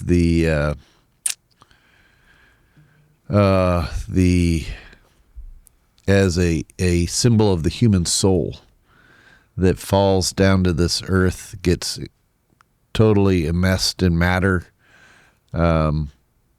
gets lost in it, and then has to find its way out of it and eventually marry the Christos, the universal consciousness. Wow. And that's what the mystery of the bride chamber really represented, some would say, in the New Testament stuff. It's interesting how the idea of applying a drug to your eyes being the word Hrio or Christos, and then if you look at like the Bhagavad Gita and the story of where she puts the drug in her eyes, and like has all these visions, it's like there's lots of parallels to that too. For sure. Well, I think there was a lot of Eastern ideas from the Vedic texts that the India and Egypt were like two sides of the same coin. Ancient India and ancient Egypt. They were importing philosophy back and forth from each other, and we see this with in the Indian traditions, the symbols of the serpent going up the spinal column. You find that same thing in ancient Egypt. I mean, there's a reason why on King Tutankhamun's crown, you see the serpent coming out of his third eye, right? Yep. Which in Aramaic, the brow is called the Nazar. And that's really where the word Nazarene probably comes from. Interesting. It had nothing to do with the town of Nazareth. But it had to do with that third eye, and those ideas were, or the idea that the whole chakra system of, the 7 chakra, you find that in ancient Egypt as well. What is the chakra?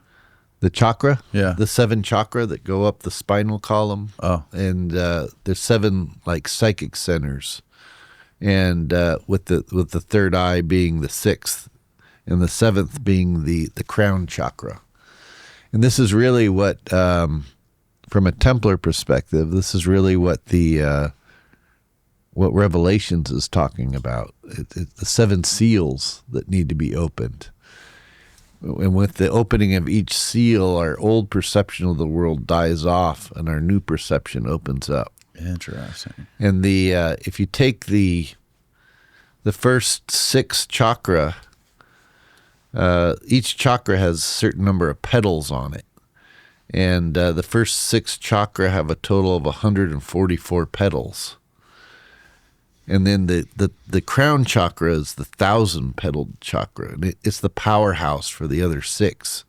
So if you times the crown chakra to the other 144, you get 144,000, which is in Revelations it says 144,000 are saved after the 7 seals are opened.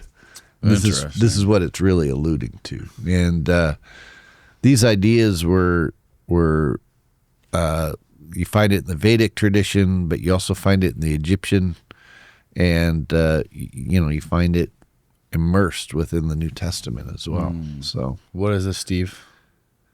These are the that's what he was talking about. right. This is the chakra, and then I guess different levels, and if you add them all up, it's 144. Whoa. Yep.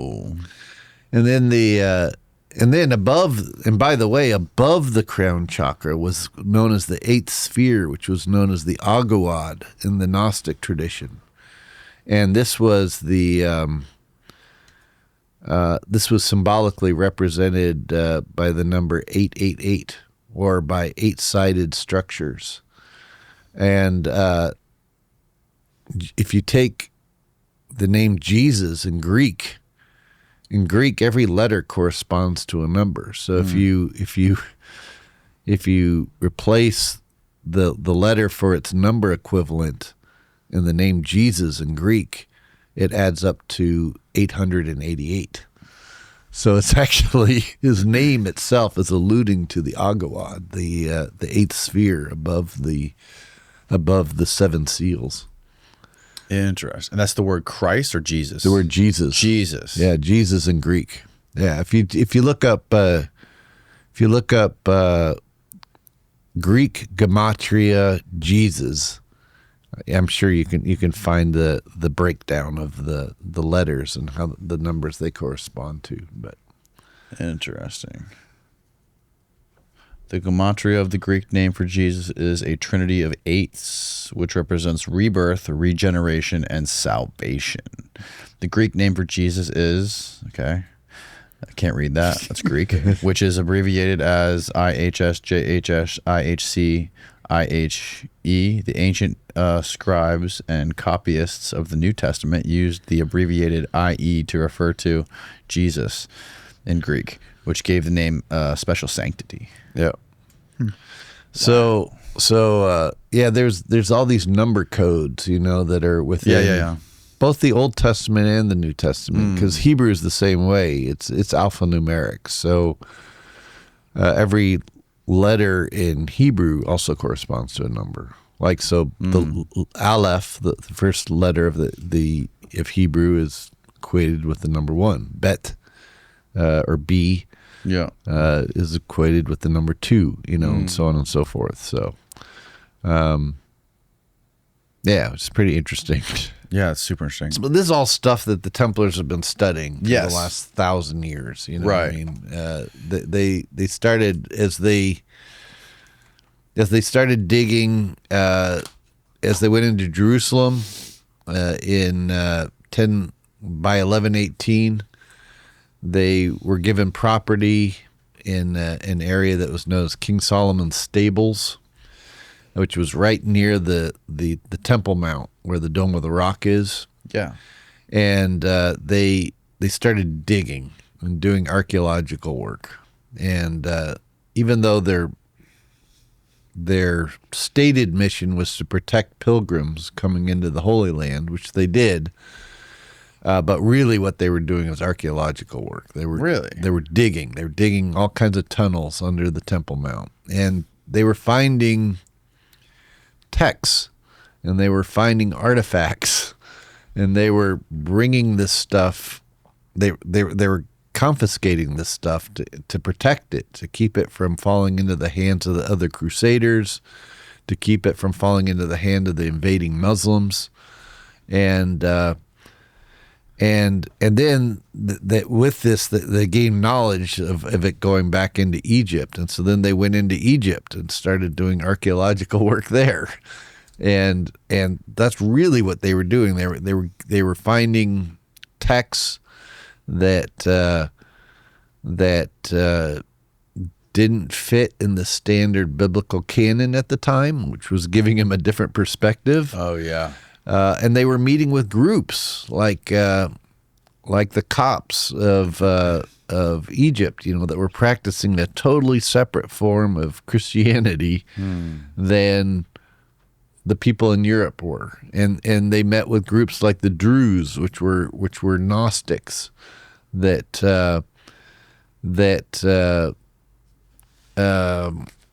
celebrated a number of different prophets, other than what you found just within Christianity, and including they venerated Pythagoras and Hermes, and so they learned Pythagorean doctrines and were able to gain Pythagorean knowledge from them, and Hermetic doctrines from them, and Hermetic understanding.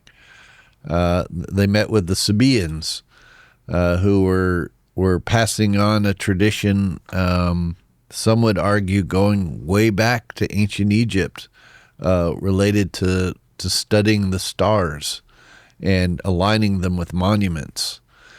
And so they picked up all this knowledge, and this is what they brought back to Europe. And when they started building their cathedrals, like the cathedrals of Notre-Dame, they tried to incorporate this knowledge. They built the Cathedral of Notre-Dame? Yeah, they're the ones who started building all those cathedrals. The Templars did.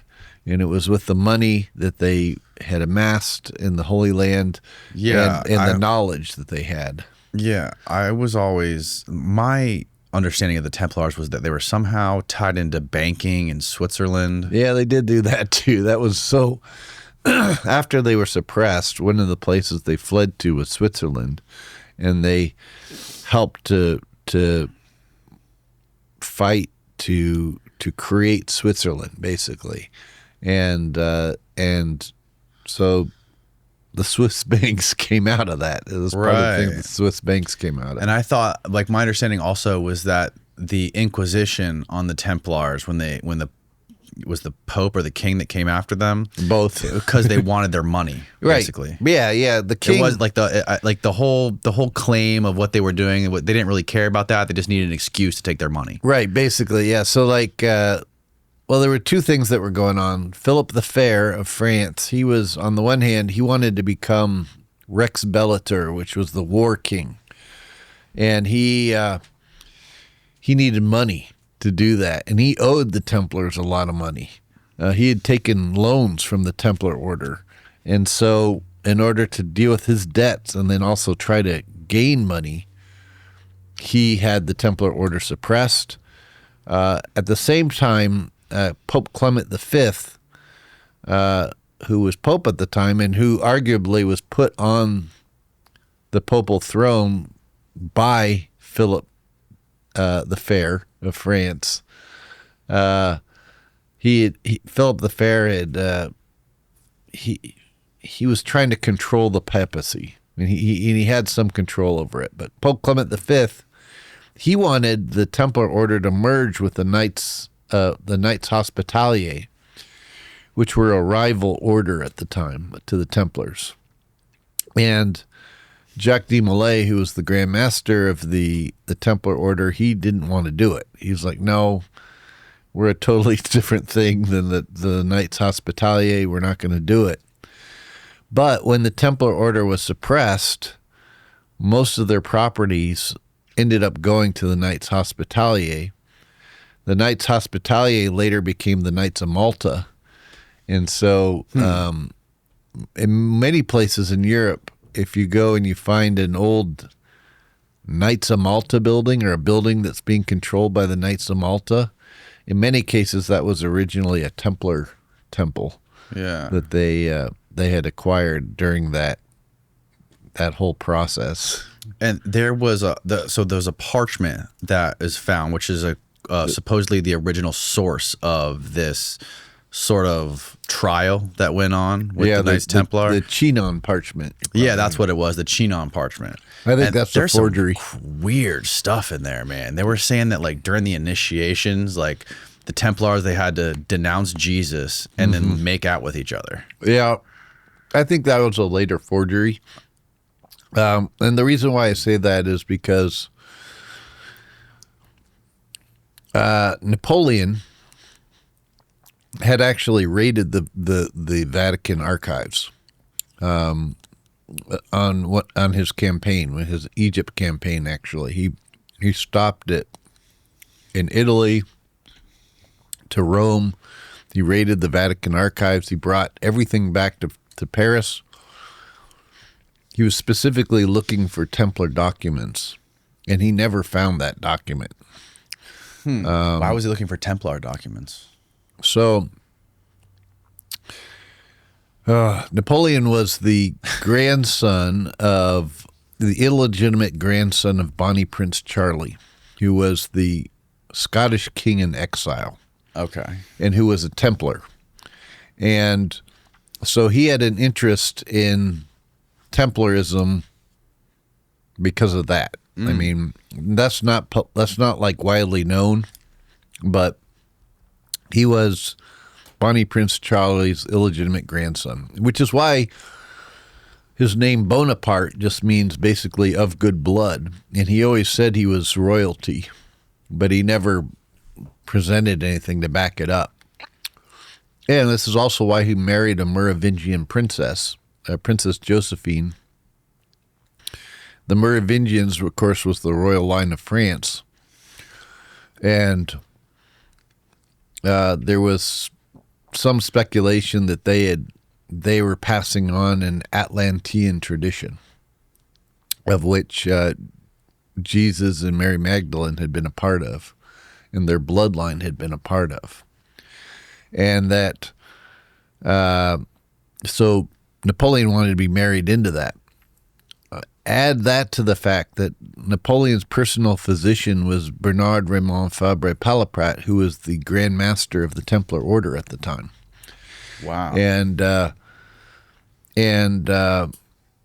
he had encouraged Napoleon to go find these artifacts and to trace down this root information.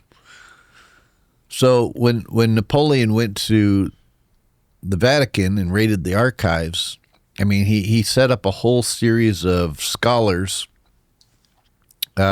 specifically to look for Templar artifacts, and they never found the Chinon parchment. So he had a whole like army of people that were going through all the archives. Yep. Yeah, they brought him back to Saint Sulpice in France, in Paris, and in fact, one of the people who was in charge of that was what year was this? Roughly. Oh, I can you find it? I don't know. Is this off the top of my head, like not like information that you can find on the internet? Yeah, When did Napoleon invade? You should be able to find it. One of the people that he had going through those archives was actually Alfonso Constans, better known as Eliphas Levi, who was a priest in Paris, who was known for writing very esoteric things, including a book on transcendental magic. And he was later in Freemasonry. Albert Pike, who was considered really the philosophical father of the Scottish rite of Freemasonry, when he wrote his book Morals and Dogma, 80% of that book is word for word copied from Eliphas Levi, which is kind of interesting. But this was the fact that they were going through these archives. They were finding all kinds of stuff on the Templars, and they never found the Chinon parchment. And it wasn't until after Dan Brown's books came out that all of a sudden the church released this new document that they'd found that had just happened to be in their archives for the last 700 years without them noticing it. It was a little weird, but it seems to suggest that the Chinon parchment is probably a forgery. So you think it was just there to destroy the credibility and make the Templars look like sickos? Well, what it did is it I mean, back then they probably wouldn't have been that. The big thing about the Chinon parchment is it suggested that that the church wasn't behind the persecutions. Basically, it gave the impression that the church had pardoned the Templars, and that the Chinon did the Chinon parchment, and then Philip the Fair persecuted them anyways and burnt them at the stake anyways. Right. So, but it allows the church to wash their hands of it and say, well, we pardoned the Templars. Because, see, here's this document that just showed up that says we did, Yeah, there was like stuff in there saying they had to denounce Jesus, they had to spit on a cross, right? And then they had to abstain from any intercourse with women. Yeah, none of that's real. No, and then there was obscene kisses on the buttocks. Yeah, they kiss their butts and their navels, and kiss each other on the mouth. There are initiation. I will tell you, there are initiation rites within the Templar order. This is the kind of shit you got to do at FSU when you're like being like hazed. Yeah, right. I mean, in our degrees, there are some things that are similar to that, but it's not. It's highly distorted. No. Like there's a kiss on the back of the neck, and you'll find this in Sufi traditions as well. And it's this area, the back of the neck, was associated with Doth on the Kabbalistic tree, and it was this area is there's a ganglia here in the spinal column where the nerves go to both the pineal gland or the third eye, and to the radial nerve, in which goes to these two fingers and the thumb. This is why you always see Jesus doing this, right? And it's designed to awaken that area in the person. There's also things where why do you think they said they had to denounce Jesus? The theory is that they were preparing them for if they got caught by Muslims during the Crusades, where they would be tortured, and they would have to do those things in order to survive. That's the mundane theory behind it. I don't think there was ever a denouncing of Jesus, but there was a denouncing of the cross, because according to Templar documents that were found and in the tradition, there was a belief that Jesus actually survived the crucifixion, and that that it's abhorrent to worship the cross, this implement of torture, right? Right. And that makes sense. What we should really be worshiping is they saw Jesus as a brother, and they saw him as a exemplar. And this is the big difference between what Templars have taught versus what the church has taught. Templars have always taught that Jesus was the great exemplar, not that he was the great savior. So they didn't view him as like a divine.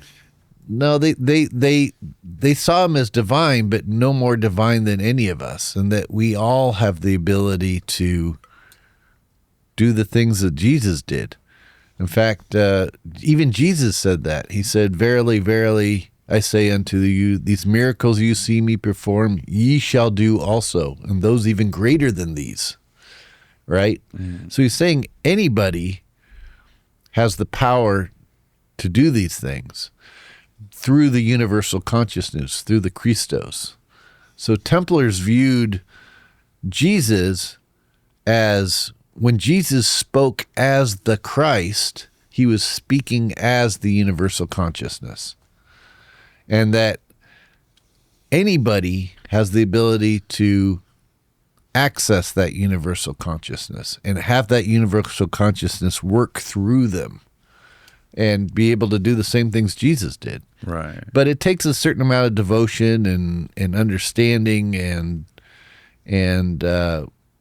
internal work, before you could get there. Right. But Templars views Jesus as an exemplar. Like he was showing us the way of how we can be. And the only salvation comes from us personally attaining that gnosis, that divine knowledge. Because once you attain that knowledge, you really know who you are, you know where you came from, you know where you're going, and you understand the bigger order of things. So you know there is no death, right? Wow. Which is a profound statement, And the Templars performed initiation rites, and they still do, that are designed to help you understand that who you are is not just your physical body, and that there's a part of you that survives your physical body. There's a part of you that can live outside of your physical body, and that you have this whole other side to yourself that largely remains dormant in people till they're able to wake up. Yeah. So, man, this sounds a lot like they were doing drugs.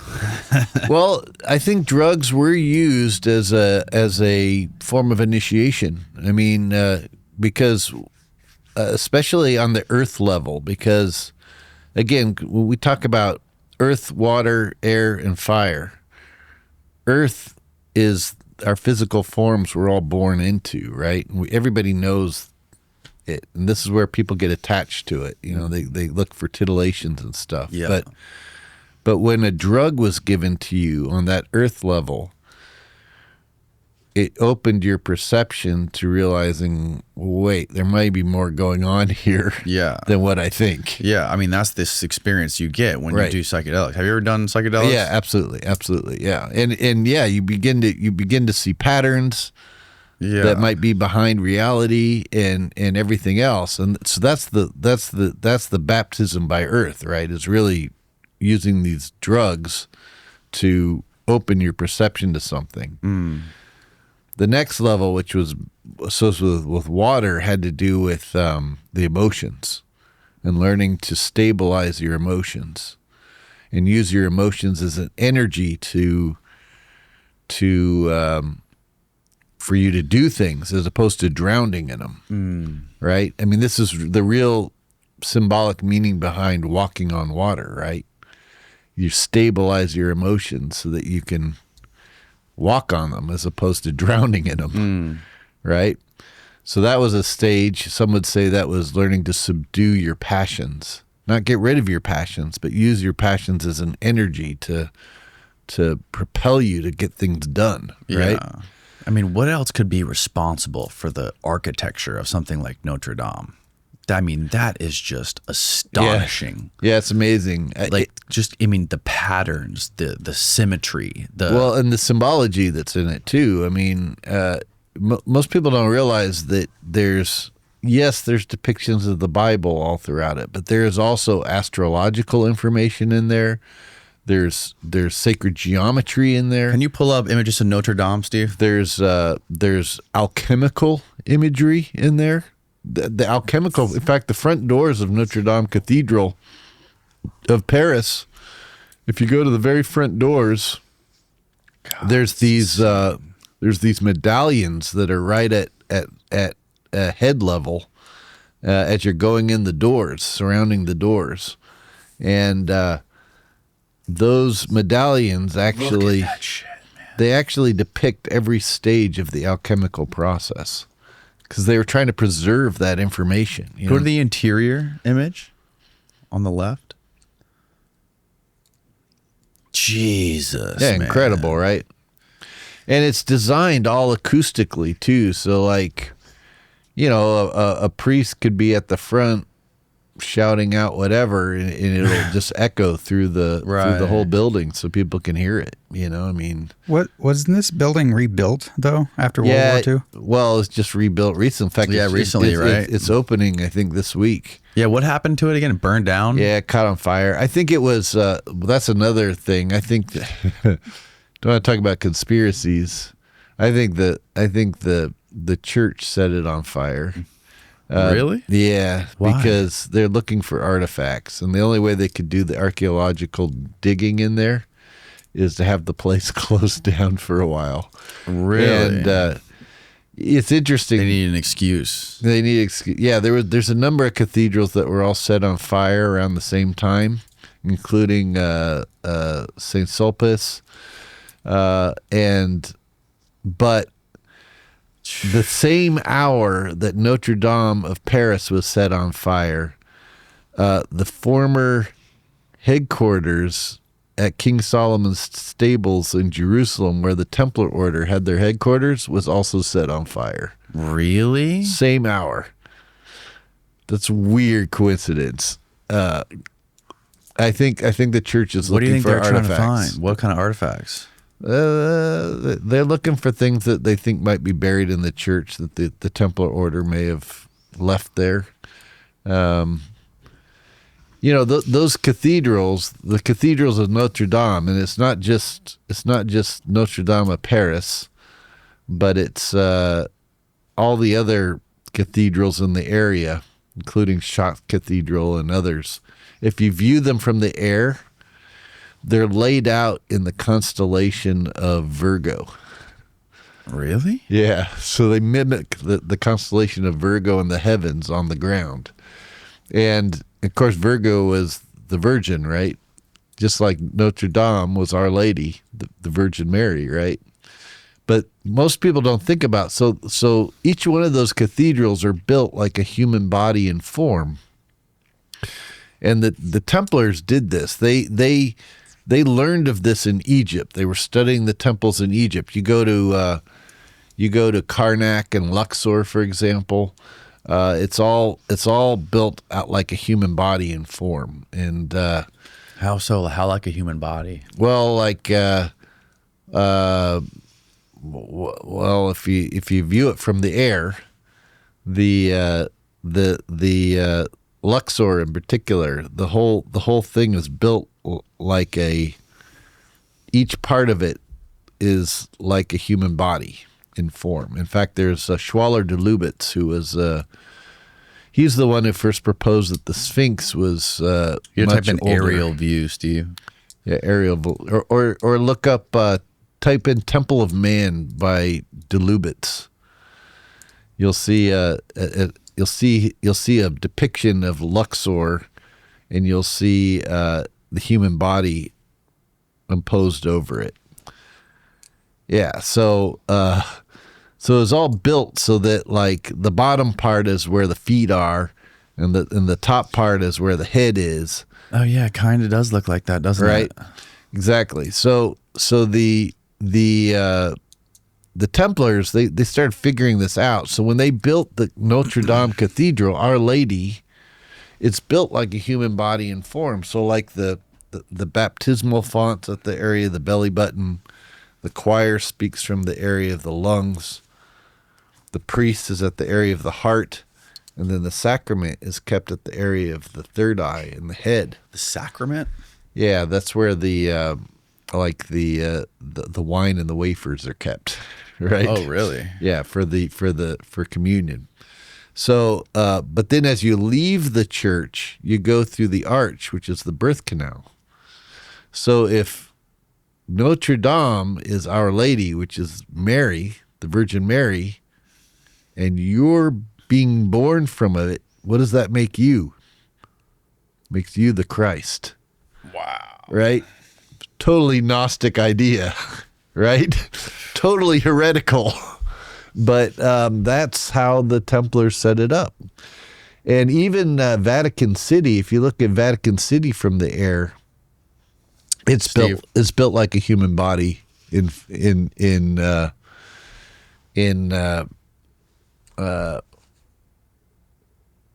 form too. In fact, I have a good picture of that. Have you ever been to the Vatican? Yeah. But the cathedrals were built to be these human bodies in form too. Specifically because it has that symbolic meaning of the as above, so below. But what's the story with the Holy Grail? Oh, yeah, that's a good question. So originally the word Grail comes from ancient Sumer, and it was Graal, Gra.al. Mm-hmm. And what it alluded to, that was the word for the alchemical science in ancient Egypt. Okay. Oh, yeah, here he is. Yes, on the right there you can see Vatican City. Oh, kinda. See the legs and the belly and the going up into the head. Yeah. So okay, I see what you're saying now with the pregnant belly in the middle. Right. Wow. Yeah. So all of these ancient these temples were built with this as above, so below relationship between the person and the structure itself, and it had symbolic meaning as you went through the temple. There are different things at the different part of it that corresponded to different parts of the human body itself. And, interesting. Yeah, but you find the same thing with the cathedrals. Hence why they're called Our Lady, Notre-Dame. Yeah. Yeah. Back to the Grail. Yeah. So it was an alchemical thing? Yeah. So originally in ancient Sumer, Graal, Gra.al, just meant that was the word for the alchemical science, the science of transformation. Mm-hmm. Later, that came to be associated with everything from the cup of Jesus at the Last Supper to the head of John the Baptist to the cauldron of plenty from ancient Celtic lore. Yeah. To the emerald tablet of Hermes. One of the descriptions of the Grail is they said it was an emerald that was in the crown of Lucifer, and that when the battle took place in heaven, there were neutral that emerald got knocked out of his crown during the battle, and that there were neutral angels that brought this emerald to earth, and that this emerald then became known as the Grail.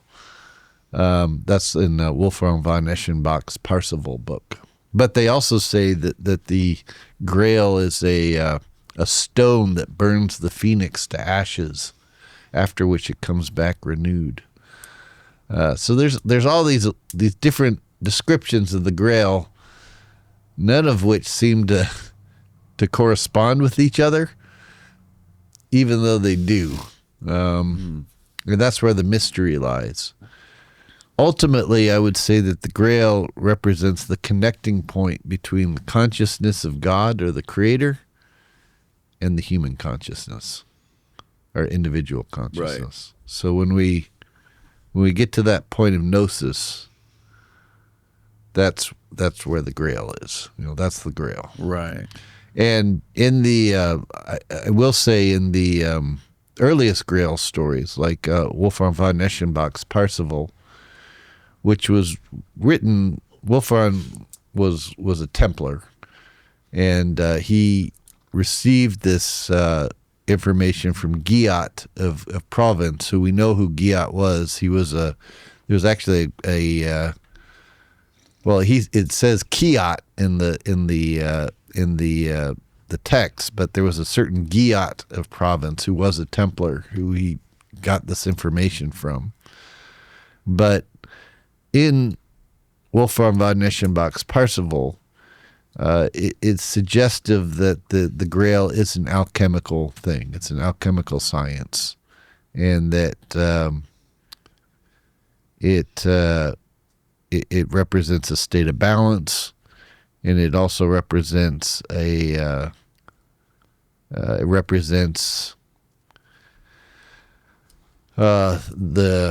balance of the new age we're going into, the age of Aquarius. It points to that, and it also points to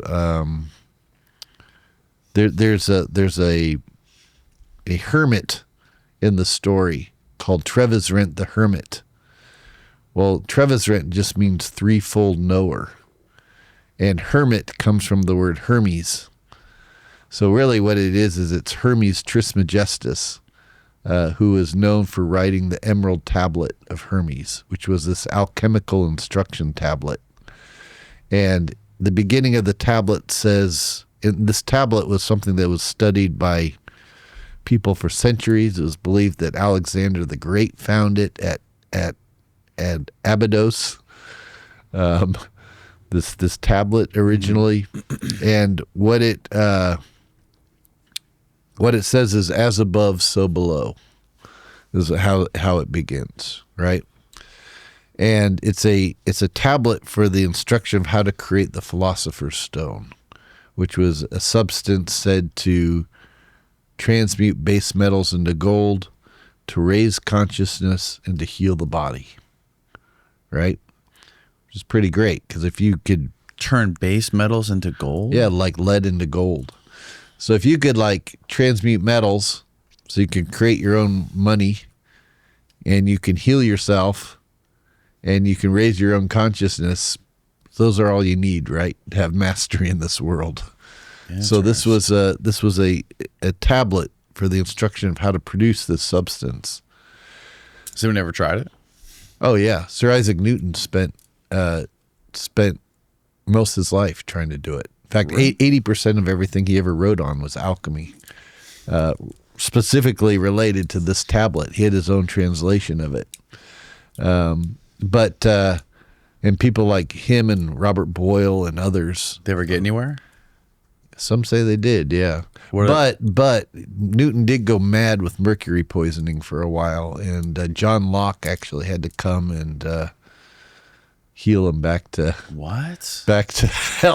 Yeah, you started writing these crazy letters to John Locke, and John Locke realized he had probably gone mad from mercury poisoning. And was that because he was trying to figure out this concoction? Yeah, he was trying to, mercury, if you heat it really hot, it can separate itself, and on the one hand it can form this white powder, which is one of the most deadliest poisons known to man. Mm-hmm. But on the other hand, you could get these red crystals, which are said to be quite therapeutic and are used in all kinds of modern medical stuff. But so Newton did go mad for a while. John Locke gave him a bunch of cilantro, which helped to leach the mercury out of his system, so he could restore to sanity. But Jesus, yeah. But so anyhow, this Emerald Tablet some people believe this is really what that emerald is that Wolfram von Eschenbach talks about, that that was plucked out of the crown of Lucifer. That it was that emerald what became the emerald tablet, and there's some people that believe that emerald tablet was also what was referred to as the tablet of testimony in the Old Testament. Moses had 2 tablets he brought down from the mountain. One had the commandments on it, and the other was called the tablet of testimony. And he didn't think the people were ready for the tablet of testimony, so he broke it. And some people believe that other tablet was this emerald tablet, and that what Moses was actually doing up on the mountain was alchemical work. And that's why he came down with soot on his face. His face was all black from soot, and then right after that, he burned the golden calf into a powder, which is the monoatomics. So, which was an alchemical process. Wow, man. Yeah, That's bizarre. yeah. So anyhow, this emerald tablet was, some people that think that was one of the secrets of the Grail. And we don't know where that is anymore, or do we have what's the deal with that tablet now? Well, so supposedly it was the last 2 people who were said to have had it in particular, like the actual tablet, was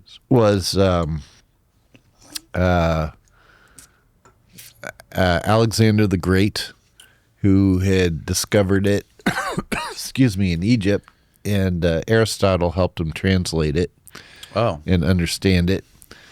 And then Apollonius of Tyana was said to have had it. And some people believe the Apostle Paul was actually Apollonius of Tyana. In fact, Paul is just an abbreviation of Apollonius, which just means little Apollo, right? Little sun. And It's so wild that all this stuff goes back to Egypt. yeah, it does. It all goes back to Egypt. And if you go there, we do, like I mentioned earlier, we do tours there. If you look up Templar Travel Tours, that's our company, but we do tours there at least once a year, sometimes twice a year. And we have access to all these sites in Egypt that the general public doesn't have access to, and where you can see all this stuff. We show you all this stuff. We show you all the arks that are on the walls, and the some of the crypts and chambers that just aren't available to the public. So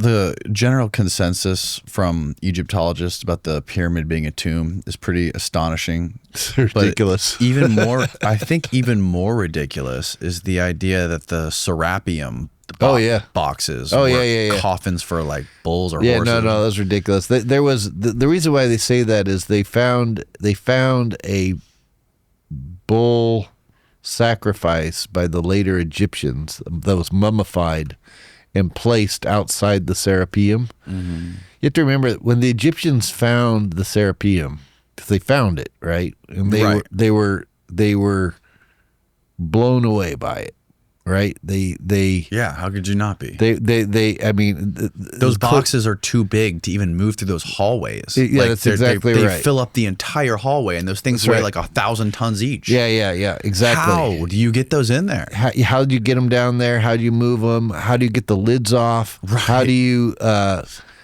they're dendrite. They are the hardest granite that there is, and the Egyptians had copper tools. They couldn't have made those. Right.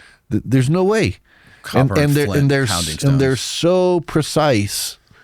They're so precise that so when the Egyptians found it, they tried to preserve the site. It was what they did. They did everything they could to try to preserve it, they would go and they would worship there. They would even eat the dirt. You can see the areas around it where they dug out the dirt to eat because they thought it had magical qualities. But yeah, there's photos of Chris Dunn inside those boxes with a square tool, like holding the square tool to the corners. Totally precise. Totally perfectly square inside. Yeah. It's interesting that the outsides aren't as perfect. Right. Yeah, and you tell me how you even drill out the inside of that box. You'd need a diamond drill, you know? I mean, and then it would have to be so precise. I mean, yeah. So I'm under the opinion. Now, there's different people that have different opinions about what those boxes were for. I think those boxes were, they were like a survival shelter. It's where they kept. Yeah, look at that shit, dude. Yeah, exactly. So precise. Jesus Christ. You can almost see the reflection in the stone. It's so you can see the reflection in the stone. It's literally reflecting him. It's so polished. It's so polished. And we would be hard pressed to be able to do that today. And it looks like the carvings on the outside, if you look at the precision of the work they did on those boxes and how much engineering and knowledge and skill had to go into creating those, and then you look at the carvings, the Egyptian carvings that are on the outside. It's like graffiti. It looks like toddlers came along with crayons afterwards and tried to draw on the outsides of these masterpieces. Right. That's exactly right. Yeah, they're unbelievable. We go down there for sure and explore them and look at the areas where you can see. Where there's still remnants of the hydrofluoric acid that I'm sure was used to help create it, to help carve them. But I think it's my opinion that these were a pre-cataclysm technology that was created to store grains and other things for after the cataclysm. You think that's what this was for? Yeah, it absolutely. But then why would it have to be so precise? Just to store grains? I think they just had the technology to do it. They wanted. You think it was so easy for them? It was easy for them. Yeah, it was easy for them, and they had to make them so heavy to ensure that they survived the cataclysm, right? I mean. You have to remember if we're talking about the Younger Dryas, and I believe that there was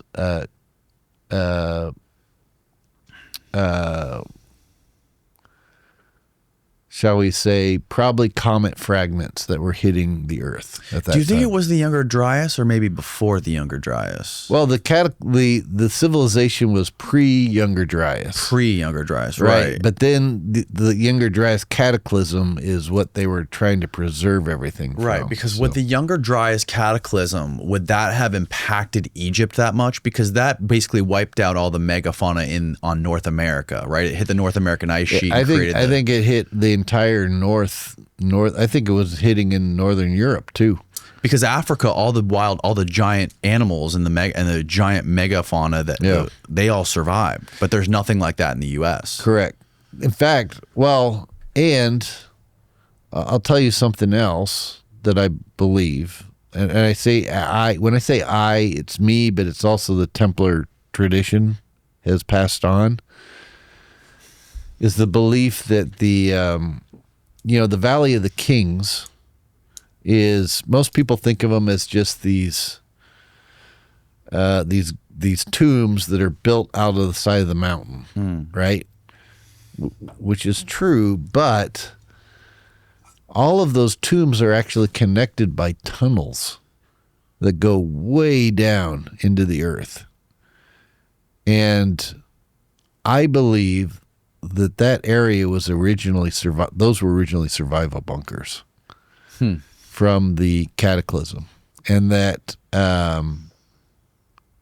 later they came out of that, and the pharaohs preserved the memory of originally coming out of there. And so, because all of that stuff, I mean, those tunnels, it would have taken thousands of people to carve all of that out. Right.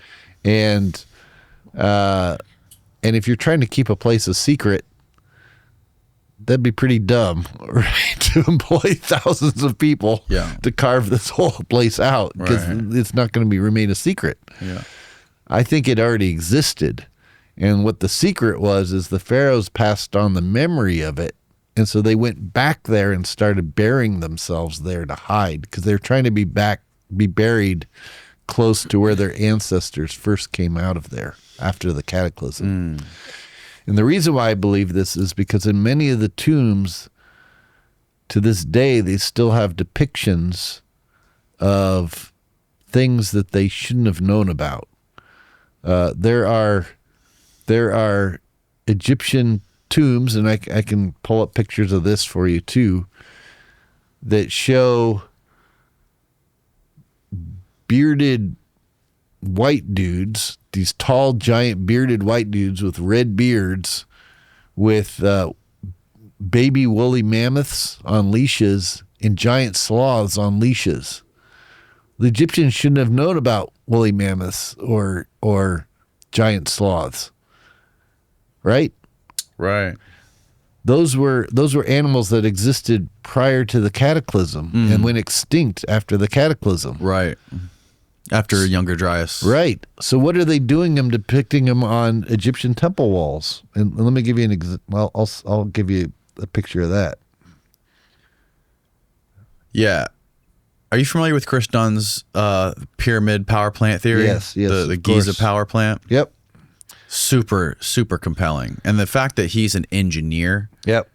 and understands how these things works and build, jet engines, and his whole point is that precision is the product of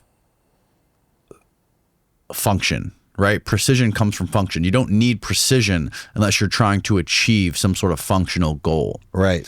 So why would all of these things be so precise in the Great Pyramid, and unless it was designed to actually do something, right? Yep. Well, check this out. The king's coffer in the Great Pyramid, the inside dimensions of that king's coffer are the exact same dimensions as the outer dimensions as the Ark of the Covenant as described in the Bible. So if we remember that these arks are electrostatic capacitors, they were in all the temples of Egypt, right? And if you put mana in it, which was a superconductive substance, is this monoatomic elements, it produces tremendous amount of power. Well, if you're to put that in the pyramid, right, in the king's chamber, in the king's coffer in the pyramid, the pyramid itself is just from the weight of the granite pressing on it is piezoelectric. Yes, this is one of the things that Chris Dunn explained to me when he came on here. Was he had a NASA physicist, Dr. Friedman Freund, I think his name was. Yep. Who showed experiments of squeezing these giant granite pillars and being able, and they put an electrode on one end of it.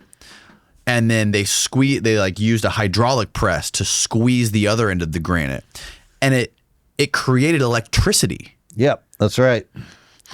And the fact that the pyramids on the Giza Plateau, which is a seismically active part of the Earth, the idea is that the electrons from deep inside the Earth, if there was an earthquake, or if his idea was that there was like a hydraulic hammer inside the subterranean chamber that would basically hammer the Earth and create these mini earthquakes, that basically shot up these electrons into the pyramid, charged all of the granite and limestone in the pyramid, and that somehow combined with chemicals going in the shafts of the Queen's chamber, then going up through, resonating through the Grand Gallery.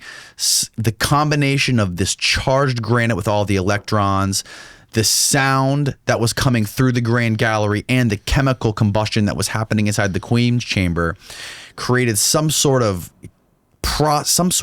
crazy reaction in the king's chamber that utilized those laser or masers, those shafts that go out of the king's chamber out, and that somehow, according to his theory, would be a way to provide a free energy for whatever civilization was there. Yep. I think, well, I don't even think, I think there might be something to that. I also think, though, it doesn't even have to be that complicated. I mean, you have, right now, if you were to stand on top of the Great Pyramid with just take a wine bottle and you put a wet rag on it and hold it up, sparks will start shooting off. What? Yeah. Just from the natural generation of the static electricity that's built up from the desert and through the pyramid. So if you were to put an ark, which is designed to literally build up static electricity with this superconductive substance right in the center of it, it's going to generate a ton of electricity to broadcast in the region. And in fact, let's look at the word pyramid itself. Pyramid literally means fire. Mid means middle. So fire in the middle. That's literally what pyramid means, right? Wasn't there like some sort of, it looks like there's something missing from the top of it. Like there was a capstone. Yeah, there was a capstone. Or like a metal thing on top maybe. Yeah, I think that there's different theories that the top capstone. So here's the pictures of the woolly mammoth. Oh yeah. And the giant sloth on leashes. What the fuck? Yeah, and if you go to can you zoom out a little bit on that? Yeah, what do the people look like? Yeah. There's another. Oh, no, that's it. Okay. There's another picture I just sent him. That's the same image without my hand in it, but you can see the people. Oh wow! See, there's these tall white dudes with red beards. This is in one of the tombs in Egypt, right in the Valley of the Kings, right. Clearly, the pharaohs never saw woolly mammoths and giant sloths. So clearly, they were trying to preserve the memory of these things from the previous time, which was known as the Zeptepi, the original time. Yeah, so prior to the cataclysm. Also, these things, these vases, incredible. Yeah. They're, you met with Matt Bell, who bought like a few dozen of those things, and they're measured them. They measured them in laser scanners, light machines, whatever, and they're like perfectly symmetrical. Perfectly. And they're the hardest stone on Earth, one of the hardest stones on Earth. Right. And they're thin. They're almost as thin as a sheet of paper. Yeah, you can almost see through them, and some of them you can shine a light. Flashlight in them, and you can see the light right through it. It's insane. Yeah, those are evidence of a technology that, I mean, we'd be hard pressed to be able to make that today. People don't think about that, but I had Flint Dibble on here, and he said he thought it would be easy to do this. Well, good luck. Do it. Yeah, well, apparently there's this YouTube channel that tried to do it. I don't think they did a good job. I think it took them like a couple years, and they came up with like this thing that looked like a potato at the end of it. Yeah.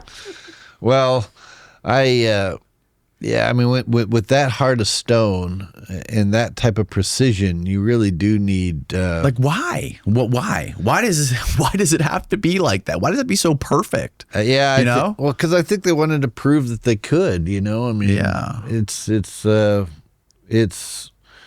most people, they go to the Cairo Museum, they see those stone vases. They don't think anything of it. They think, oh, it's just a vase they made out of stone, but they're not realizing. Number one, if we accept what the archaeologists say, which is that the Egyptians only had copper tools, copper can't cut that. No. Copper can't. You can't use a copper drill to drill into that. The copper will melt. I mean, it won't even budge the stone. Right. So you need a diamond drill to even go into something like that, and then you need high pressure and water pump and everything else. There's so many gaping holes in the general consensus of how the pyramids were built and why they built them, and even the timing of the pharaohs and all that. And they one of the whole idea that Khufu built the pyramid too is ridiculous. I mean, that's all based on Weiss, who was an archaeologist who was known for forging things, and with red ochre paint. He got caught doing this in other places in Egypt, and it just so happens while he was in the Great Pyramid, he sent his workers home, and the next day, lo and behold, he found with red ochre paint Khufu's name in hieroglyphs up in the upper relieving chambers of the pyramid. But there's several problems with that, one of which is he spelled Khufu's name wrong. So it's like, so you're going to tell me you're going to build this, if Khufu built this giant monument, he's just going to have his name spelled wrong up in the upper relieving chambers? Right. I mean, it's ridiculous. So it's very clear that he forged it, and but people have been believing it ever since. So it's ridiculous. No, it's crazy. I was shocked when Flint was trying to make that argument about these vases. I didn't see the logic there. Yeah. But to give him credit, though, one of the things that I think Flint made a very solid case for was for Atlantis. And he happens to be one of, like, his area of expertise and where he studied his whole life was Athens. Yeah. And he's basically excavated Athens to the very beginning. And so if there's anyone to talk, and he knows, he can read Greek, he understands all the history of the Greeks and the archaeology of Athens and Greek and Greece and all that. So he understands the stories. And I don't know if you've ever heard him talk about Atlantis, but the case that he makes is pretty solid. It seems pretty solid. Yeah. Because, and I've talked to other classicists about Plato, and I don't know how solid of a foundation. I don't know if Plato is the strongest support for Atlantis or not, but it seems like there's a lot of things that Plato talked about. Like, for example, Plato was not a historian. He was a philosopher who came up with hypothetical ideas, right. Like Plato's cave, right? The allegory of the cave and all that stuff. Sure. And he came up with, I think it was Critias or Timaeus or whatever, when they were talking about Atlantis, the idea was that, which Flynn explained to me, was that it was like a hypothetical war game between Athens and this other civilization, right? And how to do it. There's also Plato had an idea of how to create a civilization, and he had like the Plato's noble lie about having the philosopher kings, and Plato was also a big advocate of censorship. He wanted to get rid of Homer. Sure. He didn't think Homer should have been taught to the students. He wanted basically to create this Santa Claus for society, right. To keep everyone to fit into, to follow the rules and to fit in, and to create this functional society. And according to experts I've talked to that read ancient Greek and ancient texts, is that, even Aristotle claimed that Plato was a known liar. Right. Sure. So, I feel like to take that into context of when he's talking about this war between Athens and Atlantis, you can't just throw that out, right? You gotta consider the fact that he was known for creating these lies and these hypothetical or metaphors, these philosophical ideas, right? Sure. Thought experiments. But on the other hand, he said he received his information about Atlantis from Solon, who was his grandfather. Mm-hmm. And he says that Solon learned of it from the high priests in Egypt. Right.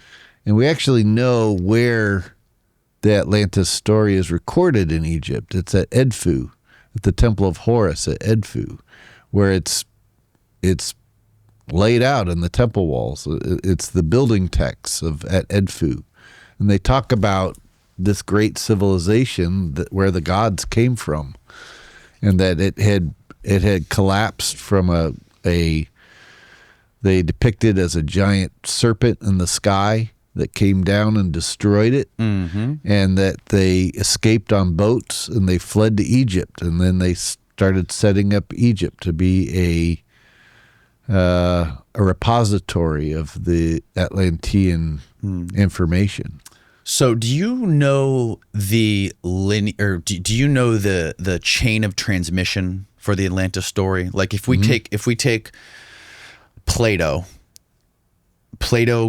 got it from Socrates, right? No, Plato got it from his grandfather. Plato got it from his grandfather? I thought he got it from Socrates. No, Solon. Oh, okay. He got it from Solon, his grandfather. So Solon was Plato's grandfather? Correct, yeah. And he got and then he got it from the priests in Egypt. And then Solon, so how, from the time Plato wrote it down, how many years was it before Solon told it to him? Well, I don't know, probably maybe 20 or so. I mean, it wasn't that long. But what's interesting is Plato does place the fall of Atlantis 9,000 years before him, which would have put it exactly. That was before Athens was even there. Correct. Yeah, exactly. So he said Atlantis existed 9,000 years before, and it had collapsed 9,000 years before him. Yeah. So, and that would have put it in Plato's time, that would have put it exactly at the time of the Younger Dryas. I have this thing. I have it saved somewhere. Let me pull this up because this will be, I think, informative for us to look at. I screenshotted this a while back. I have the, and you can probably confirm how accurate this is. It is basically the chain of transmission of the Atlantis story. Cool. What's interesting. It's just hard to remember it. What's interesting is one of the things that Plato talks about with Atlantis is he says that the colors of Atlantis were black, red, and white. Mm-hmm. And those were also the colors of Egypt, which is why Egypt's flag is black, red, and white. Interesting. And those are also the colors of the alchemical process of the transmutations. They go through the changes from black to red to white as you're working them in the lab. Mm-hmm. And those are also the colors of the Templar order. That's why the Templar flag was black and white with a red cross on it. And some people have said to me, well, so from a Templar perspective, the Templar order was really founded to seek out. They understood that there were all these flood stories, right, from all these different cultures that they are encountering. They all had these flood stories. Yeah. And they understood that they originally were looking at it from a Noah perspective, like that there had been this civilization that had collapsed from the flood. Right. But when they encountered the Druze and the Sabaeans and others who were translating the works of Plato, they came to learn of the Atlantis story. And so they determined that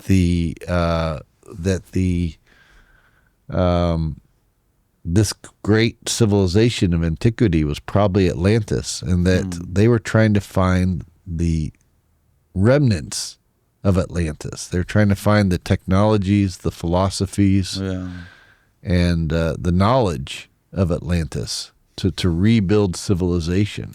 Oh. And that's really what the Templars were doing. Now some have said to me, well, that's just something that you're making up, Tim. But in fact,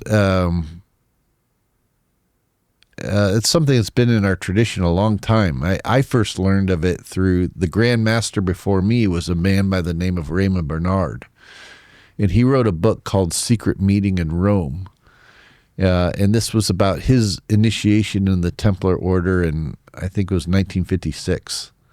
And in that, where in his description of his initiation in the Templar order, he learned about the Templar connection with Atlantis. And he writes about that in his book, Secret Meeting in Rome. So that's where I first learned of it. And how did he learn about it? From the Templar Grand Master who was initiating him at the time. Yeah. So this is the chain of transmission that I'm aware of for the Atlantis story. Okay, so destruction of Atlantis 9,000 years before Solon, right? And this is in the Critias. Right, correct. So 9,000 years before Solon is apparently when it was destructed. So from 9,000 years ago, there's an oral history of it for 1,000 years, never written down. Then it is allegedly written down by the Egyptians 8,000 years ago, or 8,000 years before Solon, right? So it's talked about for 1,000 years, only oral, finally written down 1,000 years later. This is in Timaeus. Right. And then, but there's no, we still don't have any writings of this, right? But there is actually. It's at the Temple of Horus at Edfu. Okay. It's on the temple walls. Okay. For the building text there. Okay. So then the priest reads the records, Right. which is 1,000 year, or which is how long after? So the priest reads the records, years pass, and then he tells his memory of the records to Solon without consulting the records. Solon tells his relative Drapides. Drapides tells his son Critias the Elder. At age 90, Critias the Elder tells it to his 10-year-old grandson, Critias the Younger. Then Critias the Younger tells it to Socrates. Then 50 years later, Plato writes it down. Right. Which is wild. So apparently, okay, so you're saying that it's written down by the Egyptians. Okay, this is saying it's written down allegedly by the Egyptians 8,000 years before Solon, right? After this destruction of Atlantis. And this is in the Edfu texts. Yeah, so what happened was they had it written down on these parchments that they were passing down for centuries, and then at somewhere along the line decided we better get this like on a temple wall so it's preserved. And when was that written? When were those Edfu texts written? Do we know? I'd have to look at when the Temple of Horus was built at Edfu. Okay. We'd have to look up when the Temple of Horus at Edfu was built. Can we look up when the Temple of Horus at Edfu was built? And it was written in the walls? Yeah, they inscribed it on the temple walls so that it would be preserved. And so you can still see it there to this day. Where it's what's known as the building text, and it was when they learned how to build in ancient Egypt. Okay. And it was from this episode of the gods, 200 BC. So that's when they incorporated it on the walls. That says when it was built. Right. When they incorporated it on the walls there. So they wrote it down. But it came from these earlier texts, and then they started incorporating. But we don't have the text. We don't have the text. Right. No, they've crumbled. We don't. We know. Yeah. So like what the point that thing was making. There's legends that there's a hall of records underneath the Sphinx. Yes, I've heard that. Where all this stuff is preserved. Yeah. But, so just looking at this, yeah, it's like, I mean, how serious can we take it when you have this, 1,000 years oral history? Then it's like this game of telephone through millennia. Sure. And then you have Plato writing it down. He's not a very good. Well, and I would concede that Plato, he would write things in metaphor. Yeah. I mean, he would take. I once was given some good advice that says you need to learn to read. Sometimes you need to read history as myth and myth as history. You have to look at it both ways. Yeah, because sometimes there's things that are contained in the. It's like. Yeah, I mean, there's all kinds of things that are passed down in nursery rhymes or in, stories that could just get changed slightly throughout history. But if you take it back to its source, there's some real truth to it. Mm-hmm. And, as far as Atlantis goes, I think part of it was metaphor, for sure. But I think part of it was there's probably something to it. Maybe. I mean, the fact that he places the collapse of Atlantis 9,000 years previously before to him, Solon, which would have put it exactly at the Younger Dryas cataclysm. Exactly. Yeah, that's true. That's spot on. That is true. And that's I think we have to consider that. So yeah, we can. Yeah, I think so too. But like, Now, where Atlantis was, We got a wobbly table still. yeah, for sure. I don't believe Atlantis was like an island somewhere. I think Randall believes it was in the Azores. Yeah, Randall believes it's in the Azores. There's some Templar traditions that suggest that too. In fact, that's the whole reason why Portugal owns the Azores, right? Because Portugal was founded as a Templar state, right? Exactly. And it was Portugal was founded as a Templar state, and they acquired the Azores. And there's some tradition to say Mount Pico in the Azores was actually the top of a very large mountain where the Atlanteans worshipped. That's just one tradition, though. I mean, I think that if there was an Atlantis, it was more of a worldwide network culture. Yeah. More of a worldwide empire, like the British Empire. You know, I mean, you would find if civilization collapsed right as the British Empire was at its peak, you know, you'd find English all over the world. Yeah. You know, and there would be a debate about where this empire base was, you know. I mean, and I think it was a similar type of deal. I think Atlantis, I think if it was real, it's probably still there, and that's where all these UFOs are flying around. They're all coming from Atlantis. It's like this underwater base that they're all going to. Maybe it's run by AI. I don't know. Maybe it's just like still super advanced. Under the water? Yeah. Quite possibly. I mean, we've explored more of the moon than we have of the oceans. It's like there's a lot we don't know about the ocean. We've explored like what? I think it's like 5% of our ocean floors. Well, the other thing you have to keep in mind, too, is, you know, the Mayans and the Nahuatl cultures of the Americas, they have the same myth of Atlantis, but they call it OUTILNE. Oh, yeah. So the fact that you have OUTILNE of the indigenous Maya and Nahuatl cultures called it OUTILNE. Plato called it Atlantis. It's pretty much the same word, you know. And then who took it after Plato? Was it Ignatius Donnelly? Was he the first one to take the ball and run with it after Plato? Well, he wrote the most authoritative work on it early on, I would say. Donnelly was known for two things. He wrote on Atlantis, and he wrote on the idea that Francis Bacon wrote the Shakespeare plays. Those were the two things he focused on. So, but Donnelly definitely picked it up pretty big, and then then people have been running with it ever since. Yeah. And Donnelly also believed that it was in the middle of the Atlantic. Other people have suggested it may have been in Antarctica, before it iced over. Some people have even suggested it was the planet Mars, and that there were beings coming over from Mars, and that's the reason why it was described as red, black, and white, because those are the colors of Mars. Whoa. And that Mars is about the same size as what Plato was suggesting.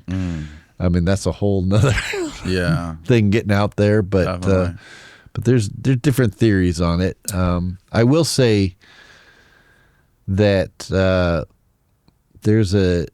in Egypt there's also an island called Elephantine Island in the middle of the Nile, and it has a number of things there that shouldn't be there. I mean, first of all, it looks like a bomb went off on the island. I mean, there's huge, 700-ton structures that have just been blown to the side. There's granite, or not granite.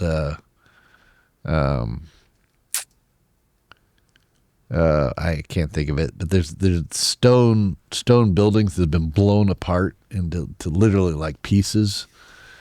And there's speculation that there's an ark that's there to this day. I mean, there's German scientists who've been digging there for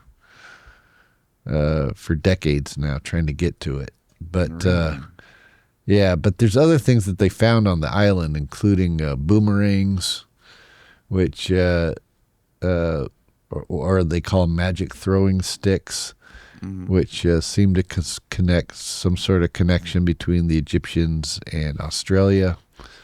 And there's also a temple of Tutmosis III on the island, and in the temple they have depicted Mayans meeting with Egyptians. Really? Yeah, I mean, very clear. How can you tell they're Mayans? Because they have big Mayan headdresses, and they're dressed the same way the Mayans dress. Really? And they're trading beads with the Egyptians, and the hieroglyphs talk about the two, that they were brothers on either side of the big body of water. Wow. But that suggests that the Egyptians were probably trying to go find, in antiquity, people that they were connected to previously. And the fact that both have the same Atlantis myth. They both built pyramids. It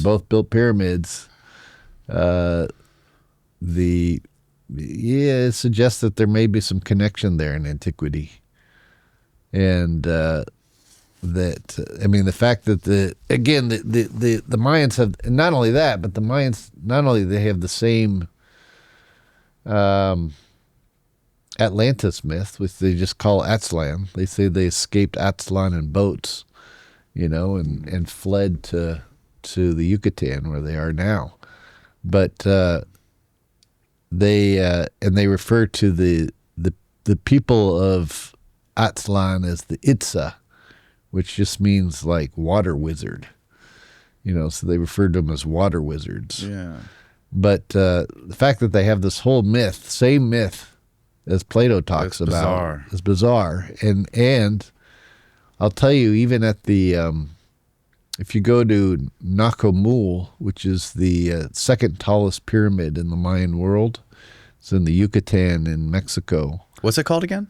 Nacomul. Nacomul? Yeah. It's on the very top of the pyramid there are tridents. And I think that the Mayan also had this figure known as the falling god figure. But his body is in the shape of a trident. And of course the trident was the symbol of Poseidon, who was the god of Atlantis. So yeah, there it is. There it is. That's the second biggest pyramid? Yeah, second tallest pyramid in the Mayan world. Yeah, and at the very top of it, you can't see it, but there's like a little structure on the very top, but on that structure is these trident shapes, right? Type in tridents after the word, Steve. Go back, type in trident. Yeah, you probably won't. No, you won't have it on there. No, no one's allowed up there. Oh, okay. I've got some photos of them at one point in time. Wow, man, you've been everywhere. Yeah. You're a world traveler. But the Mayans, they also have I'll tell you, the Templars were trading silver with them clear back in the 1200s, and to this day the Mayans have preserved, like for example, they create their altars the same way the Templars do, and they even put an equal armed cross on their altars, just like the Templars do. And they perform a ceremony where they symbolically kill the person and then raise them back to life. And the Templars perform the same ceremony. Yeah. And the Egyptians perform the same ceremony. This dying and rising gods, this pagan thing, this goes back. This is echoed everywhere. Exactly. And we believe it was one of the initial rites of Atlantis. And the reason why we believe that is because there is a certain hand grip that you're given when you're raised from that. And that hand grip is universal. attached with that death and raising ceremony. And the only way that could be is if they had all get it from the same place. In fact, the Hopi have a myth. They say at one point in time, all the different people of the world were together, and that the Great Spirit gave them this secret hand grip to recognize each other by, and then sent them off in different directions. And that the Hopi ended up settling where they are now in Arizona. And that they say when the first conquistadors came across the land, they went to give them the grip, and the conquistadors just dropped trinkets in their hands, and they knew there was going to be problems because one of the races of man had forgotten the grip. Oh, Jesus. But the Templars have passed on that grip. And what is it? How does it work? oh, I can't tell you that. It's secret. It's a secret? It's a secret. Oh, come on. But I'll tell you, it's practiced by cultures as diverse as the Hopi, the Maya, the Druze of Lebanon, the Sufi tradition. Some Sufi traditions pass it on. The Templars Templar-based traditions pass it on, including the Freemasons. And it's all the same. Does Randall know this handshake? Yeah, he does. Does he? Yeah. And why do you guys keep it a secret? Because people have to prove themselves, before they're able to go through that initiation rite. And I mean, it's not something you just do on somebody. First of all, you wouldn't do that initiation rite on somebody. They could wildly misinterpret it. Oh, really? Yeah. Well, you're symbolically killing the person. With the handshake? No. Oh. You symbolically kill them. Pull this back a little bit. Yeah. You symbolically kill them. And then if you do it right, they have an out-of-body experience. So at that point, they know that who they really are transcends the physical body. And then there's no more fear of death, which is why so many people who've gone through this have gone on to become great leaders, because they weren't afraid of speaking the truth and of doing things that could get them killed.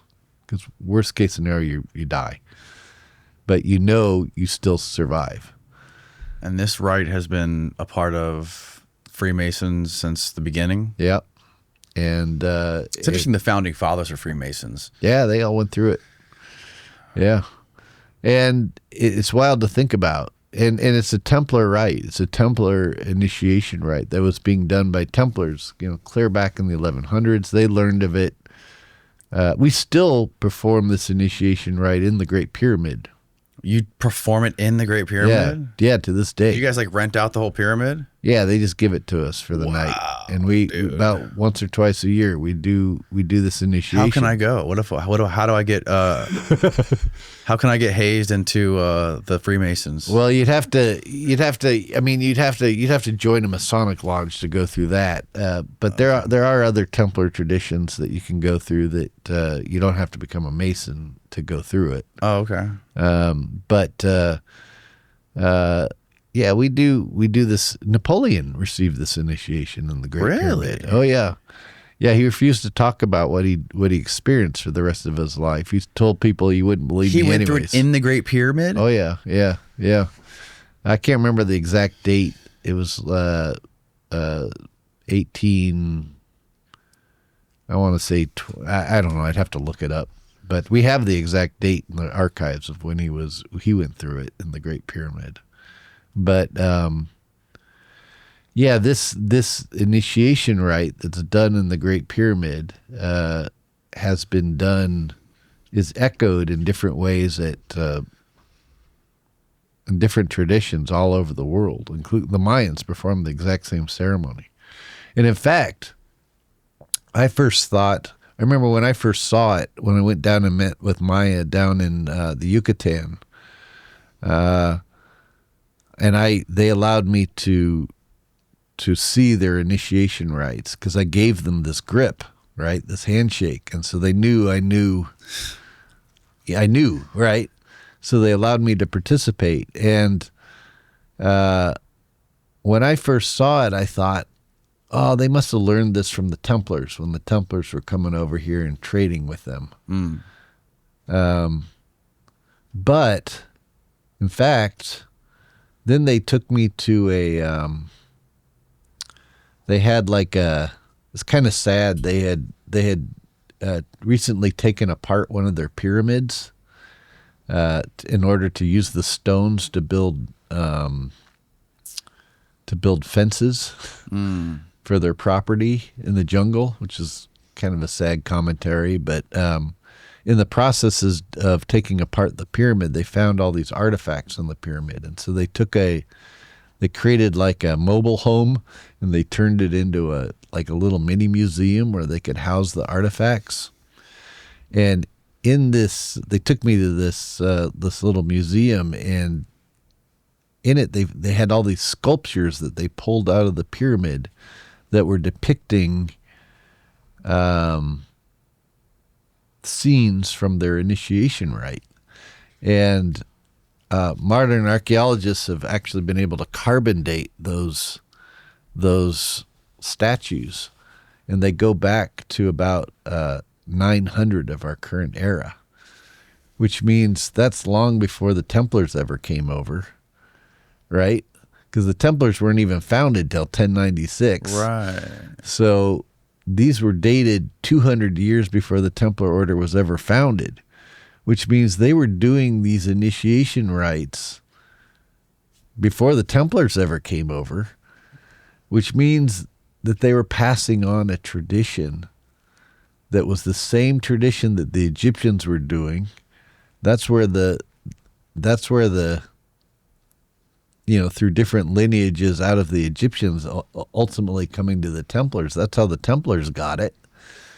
So it means it's a universal thing that was being practiced all over the world, which means it all had to have come from a common source. Right. Which seems to suggest Atlantis. Yeah, it's the common source. Wow. Because both the Mayans and the Egyptians talk about it. That's where Plato learned of it. So Jesus Christ, man. Yeah. The mysteries. Yeah. There's also, I was watching your show that you did with Matt Bell, and you apparently you have the bones of Jesus. Yeah. Is that for real? Yeah, it's for real. That's one of the things that's in these vaults that we got. So we got 2 vaults now. We used to have 7 vaults. One of them used to be... You're talking about the Templar Order. The Templar Order, okay. Yeah, so when they came over, they set up a series of vaults. One of them was actually at Oak Island. But where the show Oak Island is, they keep digging. Oh. Everything, all the major stuff was moved out of there by 1765. So, I mean, they may find some coins or maybe a few things in there, but all the major stuff was moved out of that vault back in 1765.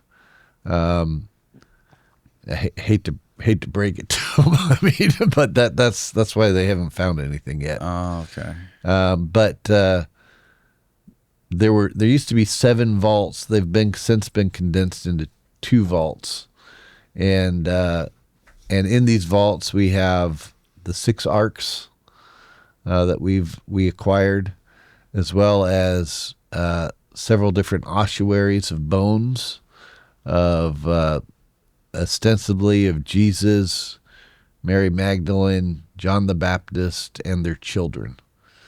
So what appears is that Mary Magdalene, who was a wealthy woman, she kind of was a patron and became the wife of John the Baptist, and they had children. Well, then when John the Baptist was killed, Jesus was like the next in command, basically, to lead that movement. And so because he was the cousin of John the Baptist, Jesus was the cousin of John the Baptist, it was lawful for Mary Magdalene to remarry the cousin, right, in order to stay in the family. So, so she remarried Jesus, and then they had children, and so this was their tomb. We believe it was the Talpiot tomb of East Jerusalem that the order had originally found back in the Middle Ages, and they removed all the bones, and they placed within it 3 skulls, kind of as guardians to mark the space. They placed them in the east, the west, and the south of the tomb, and as markers or wardens of the tomb. And then they took all the bones out, and that's part of what we brought over to the New World, as well as other things that we found. Have you ever seen any of this stuff? Yeah, I've seen some of it. You've seen it? Yeah. For real? For real, yeah. In the vaults? In the vaults. Yeah. Well, I know one of them So you've seen the arks and you've seen the bones? I've seen early photos of them from the last time they were opened, and I know exactly where the vaults are. And Stephen, lock the doors. So when was the last time the vaults were opened? Would have been about 40 years ago.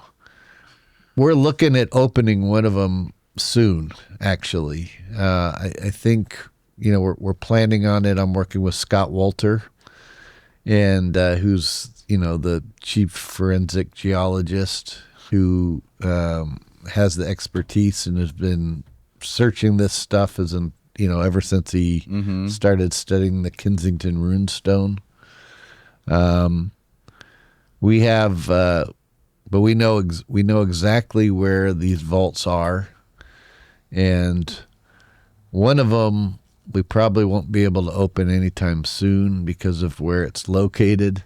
But the other one, we're thinking about opening again soon, like within the next year or two, and then making that known to the world.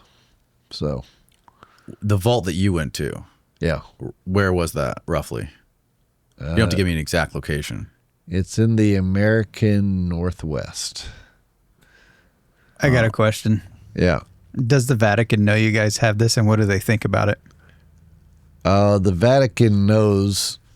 There's several vaults around the world. Actually, the Vatican tried to break into one of the vaults a few years ago. There's a vault also in Istanbul that that was an old Templar vault.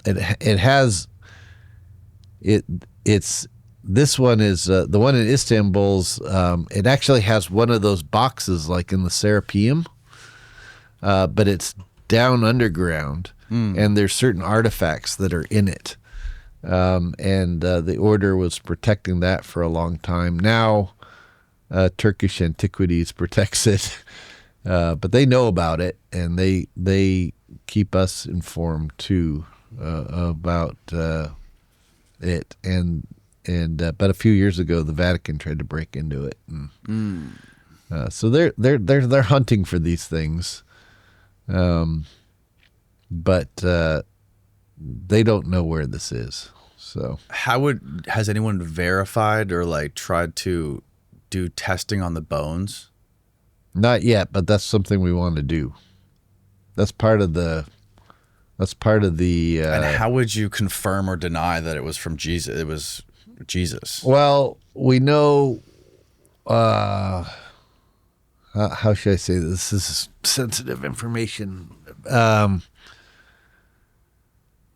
So there are, as I understand it, certain fragments that exist that were found recently in the Talpiot tomb.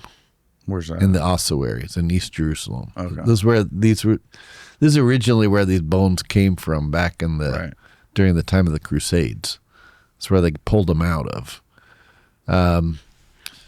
So we would be able to match, assuming the story all lines up, with what our history has said and the ship logs and everything else, we would be able to verify that these bones match in DNA to the fragments that they've found in the Talpiot tomb recently, first of all. And then that would place them with that. And then at that point, any other genetic testing would be, could be done publicly so that people are aware of everything. We're not trying to hide it. We've just been trying to protect it. It was very much understood when this tomb was discovered that which had the names of the Jesus and Mary Magdalene and John the Baptist on the ossuaries, that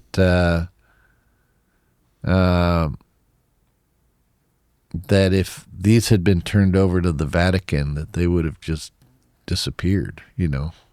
If they'd been turned over to the Pope, they would have made them disappear, because it is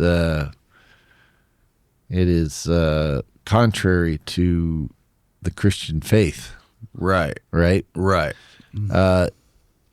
If at least the modern interpretation. Yes. Now, from a Templar standpoint, there's no contradiction, because the Templars believe that the resurrection again was the anastasis. It was just the awakening to gnosis. So there wasn't necessarily a bodily resurrection to begin with. Right. And from a Templar perspective, we also believe in reincarnation. And we believe that there are passages in the New Testament that justify reincarnation. And so to us, being born again is literally just being born again. Holy shit, dude. And that one of the mysteries of the Christos, that universal consciousness, is realizing that you don't ever really die, right? You just change. Your soul lives on, and B, you can reincarnate, and that it's all part of that universal consciousness as we go in and out of that, right. And it's all about that universal consciousness coming to know itself in new ways.